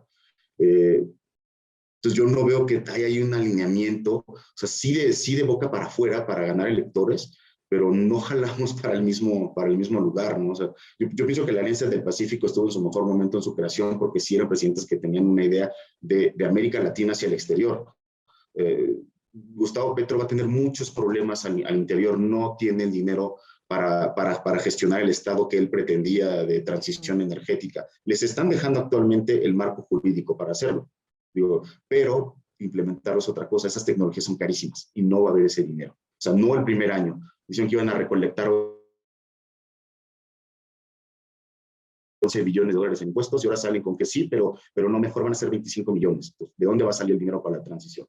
En México seguimos construyendo refinerías que nos sirven, comprando otras que están obsoletas, ¿no? La que vendieron los holandeses. Entonces yo no veo que jalen para el mismo lugar. O sea, es difícil que vayamos a formar un bloque comercial. México le está bloqueando la entrada a Ecuador. No los dejamos entrar a la Alianza del Pacífico por ahí unas diferencias con las exportaciones de camarón, porque ambos países son exportadores de camarón. Y evidentemente el desafío de la pesca ilegal, ¿no? Que en México, Ecuador, Perú y Colombia es un tema, casi no se aborda, pero o sea, ya no nada más es pesca ilegal, o sea, también introduce todas esas toneladas de pescado, camarón y me parece que también es jaivas, que son carísimas, las introducen al mercado legal, entonces eso baja los precios. O sea, el que controla la oferta y la demanda no es el Estado, es el narco. Ok, sí, doctor, es que no, tenemos muy poquito tiempo. Sí. Pero gracias por su respuesta. Esto que comentaba de los asesinatos en Colombia, pues precisamente la pandemia facilitó las cosas para los asesinatos. Nos decían que, pues el quédate en casa, se supone que el quédate en casa era para que estuvieras seguro y no te contagiaras, pero pues muchos activistas y exguerrilleros estaban en su casa y los iban a matar. Entonces, el quédate en casa no fue tan seguro, ¿no? sabemos que no lo fue en muchas partes del mundo, en Colombia no lo fue. Estamos por terminar. Nos llegó otra pregunta, la voy a leer y le voy a pedir una reflexión de un minuto, sobre todo al doctor Eduardo Ordóñez. Un minuto para reflexión final. Les leo la pregunta. Es de Raúl Álvarez, la mandó aquí mismo en Zoom. Dice: ante las amenazas que se presentan en el contexto geopolítico, guerra, terrorismo, pandemia y crisis ambiental, que son los temas de nuestro seminario, los efectos de estas se perciben también en el quinto dominio, es decir, el ciberespacio, y ante el realismo político que está viviendo México como estado bisagra, ante la influencia de los efectos de la macroeconomía y de las fuerzas que orbitan dentro de los espacios de seguridad regional de cada estado-nación, ¿consideran viable que se incluya dentro de estos análisis en enfoque desde la ciberinteligencia para complementar esta nueva visión geopolítica? Bueno, entonces vamos con el doctor Arturo Ponce, por favor. Sí, doctora, y le agradezco al buen amigo que fue nuestro alumno hace algunos años por allá en el CESNAP. Sí, completamente sí. Y esto tiene que ver con esta nueva visión del poder nacional, lo que comentábamos hace rato, doctora, de pasar del esquema de Morgenthau, pasar al esquema de Busan. Y que mi almirante Vergara lo retoma en su tesis de investigación doctoral y ya su libro como tal. Y yo creo que vale la pena repensar esta condición de cómo adecuar estos espacios cibernéticos y del ciberespacio, tanto para la ciberseguridad como la ciberdefensa. ¿Por qué? Porque es lo que está ahora. Es decir, hoy necesariamente hay una situación bien interesante. Hay un alto funcionario del Pentágono, un general de 3 estrellas, dijo, antes yo no tenía que voltear a ver al cielo para cuidarme. Hoy tengo que voltear a ver al cielo porque están los drones. Entonces, esa situación nos lleva a pensar que si está el dron para poderme agredir, pero también está el dron para poderme llevar un producto en plena pandemia. Perdón, el comercial, Amazon. Amazon fue un factor importante para ello, ¿no? Entonces, y puede ser un factor importante para llevar hasta medicamentos a regiones apartadas. Hoy tenemos que repensar en esta situación. Lo dejo así por la pregunta del tiempo. Muchas gracias, doctor Ponce. Doctora Hostos, por favor. Muchísimas gracias y gracias por la pregunta. Pertinente, necesaria. Hablábamos de guerras híbridas, hablamos de la pertinencia de ahondar, profundizar en el quinto dominio, en el ciberespacio. Asimismo, esto también nos lleva, ahorita lo mencionaban, esta mirada al infinito y más allá, al cielo, de todo lo que está transcurriendo y la necesidad de trabajar, hacer estudios acerca del espacio ultraterrestre. Cuando nos dice Rusia que va a abandonar la Estación Espacial Internacional en medio de estas confrontaciones que se están haciendo en tierra, pues nos llevan a dimensionar lo que se está haciendo más allá del espacio Tierra, en la Luna, en los planetas, esta necesidad de dominio del Sol, que parece de película, pero que finalmente son los temas que ya también nos abocan a estar viendo cómo se están creando soberanías ultraterrestres. Entonces, claro que sí, y deben ser temas a seguir en estas discusiones que plantea el centro para ahondar y profundizar en esta incluso minería ultraterrestre. Vean estos tipos de conceptos a los que nos aboca estas nociones de la astropolítica y de precisamente también del quinto dominio metidos en el ciberespacio. Muchísimas gracias. Muchas gracias, doctora Hostos. Es un tema fascinante y tomamos nota aquí en el centro. Olof Palme sobre la importancia de abordar el quinto dominio, ciberinteligencia, ciberespacio y todas sus implicaciones para la agenda de seguridad internacional. Doctor Ordóñez, por favor. Claro, bueno, pues hablando de lo que es ciberespacio, esta conexión del ser humano con la tecnología, pues bueno, sí, es extremadamente importante y de hecho el proceso ya empezó, ¿no? Y no de la mano de los estados, sino de la mano de grandes compañías. No olvidemos que hay un desafío muy grande tanto en México y el resto del mundo que es la implementación de la red 5G. Nadie se quiere quedar atrás. ¿Y quién es el que domina esa tecnología hoy en día? Pues Huawei, son los chinos. Y no lo van a hacer sin un interés nacional. O sea, no van a venir a ponerlo a México o en España, que es donde tienen contratos, sin usarlo para beneficio propio. O sea, entonces ahí va a haber también un problema de regulación cómo va a interactuar el Estado con el ciberespacio, pero más importante aún, cómo va a interactuar el ser humano. O sea, va a haber un ciudadano y un Estado. ¿Cómo vamos a regular eso? O sea, el problema sí se plantea desde muchas perspectivas, ya sea la militar, pero yo pienso que la más importante va a ser la regulatoria, porque siempre operamos sin un marco regulatorio en todo lo que hacemos. Entonces va a ser bastante, yo no he encontrado una definición de ciudadano, qué es lo que es el ciudadano. No hay una regulación muy clara, por lo menos en México, de protección de datos personales cuando se usan este tipo de cosas, ¿no? ¿Qué papel va a jugar una empresa como Huawei, como Google, como incluso Netflix, que tienen todos tus datos personales? ¿Cuál es el rol que van a jugar? Y no nada más con el ciudadano, también con la seguridad pública. O sea, hay empresas como Didi que están trabajando de la mano con los C5 para proporcionarles inteligencia en tiempo real, porque no la tenemos nosotros. Entonces, ese es el verdadero desafío. ¿Hasta dónde van a llegar y hasta dónde va a perder el Estado su función regaliana? Simplemente tenemos que redefinir la función regaliana del control del ciberespacio. ¿Quién lo va a tener? ¿El Estado o los transnacionales? Esa es una muy buena pregunta. Muchas gracias, doctor Ordóñez. Efectivamente, con lo que ha sucedido a lo largo de este siglo, ¿se acuerdan los atentados terroristas del 11 de septiembre y toda esta supervisión que se generó sobre las personas en el nombre de la seguridad? Y luego en pandemia lo que vimos de que te monitoreaban a través de aplicaciones móviles para saber dónde habías estado, con quién habías estado, etcétera. Entonces, en este caso fue en el nombre de la salud. En el caso del 11 de septiembre fue en el nombre de la seguridad. Ahora es en el nombre de la salud. Lo cierto es que cada vez somos más vigilados y tenemos esta exposición a nuestros datos personales. En México se quiso hacer esta iniciativa de tener todos los datos de usuarios de telefonía y no nos decían cómo se iba a manejar, ni quién la iba a preservar, y mucho menos podíamos confiar mucho considerando pues los altos niveles de delincuencia organizada a los que nos enfrentamos. Entonces, la verdad es que estamos en tiempos muy desafiantes y tampoco ayuda mucho esta falta de alfabetización digital de la población, porque estaban comentando el otro día que 1 de cada 5 usuarios lee las advertencias para las cookies. Bueno, 1 de cada 5 se me hace mucha gente, ¿no? Yo creo que todos le damos en automático sí, con tal de acceder a la información, y estamos permitiendo ser supervisados, y ya no decimos de redes sociales porque es todavía peor, ¿no? Nosotros nutrimos a las redes sociales con nuestra vida íntima y luego no nos sorprenda, ¿no?, que ocurran cosas terribles.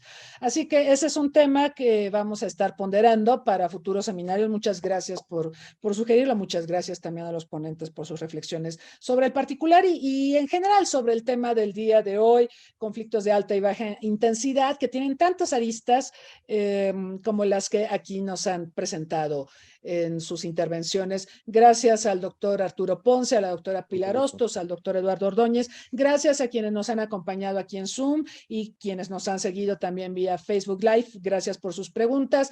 Los invitamos a seguir al Centro Olof Palme en redes sociales y también los invitamos a la sesión última de esta 9ª temporada de nuestros seminarios, que versará sobre la configuración del mundo. El mundo es bipolar, el mundo es multipolar, el mundo es policéntrico, como dicen los rusos. ¿Cómo es el mundo? Esa va a ser la reflexión con la que vamos a cerrar este ciclo de seminarios el próximo jueves a las 9 de la mañana. No se lo pierdan, están cordialmente invitados y recuerden, síganse cuidando. Muchas gracias y hasta la próxima.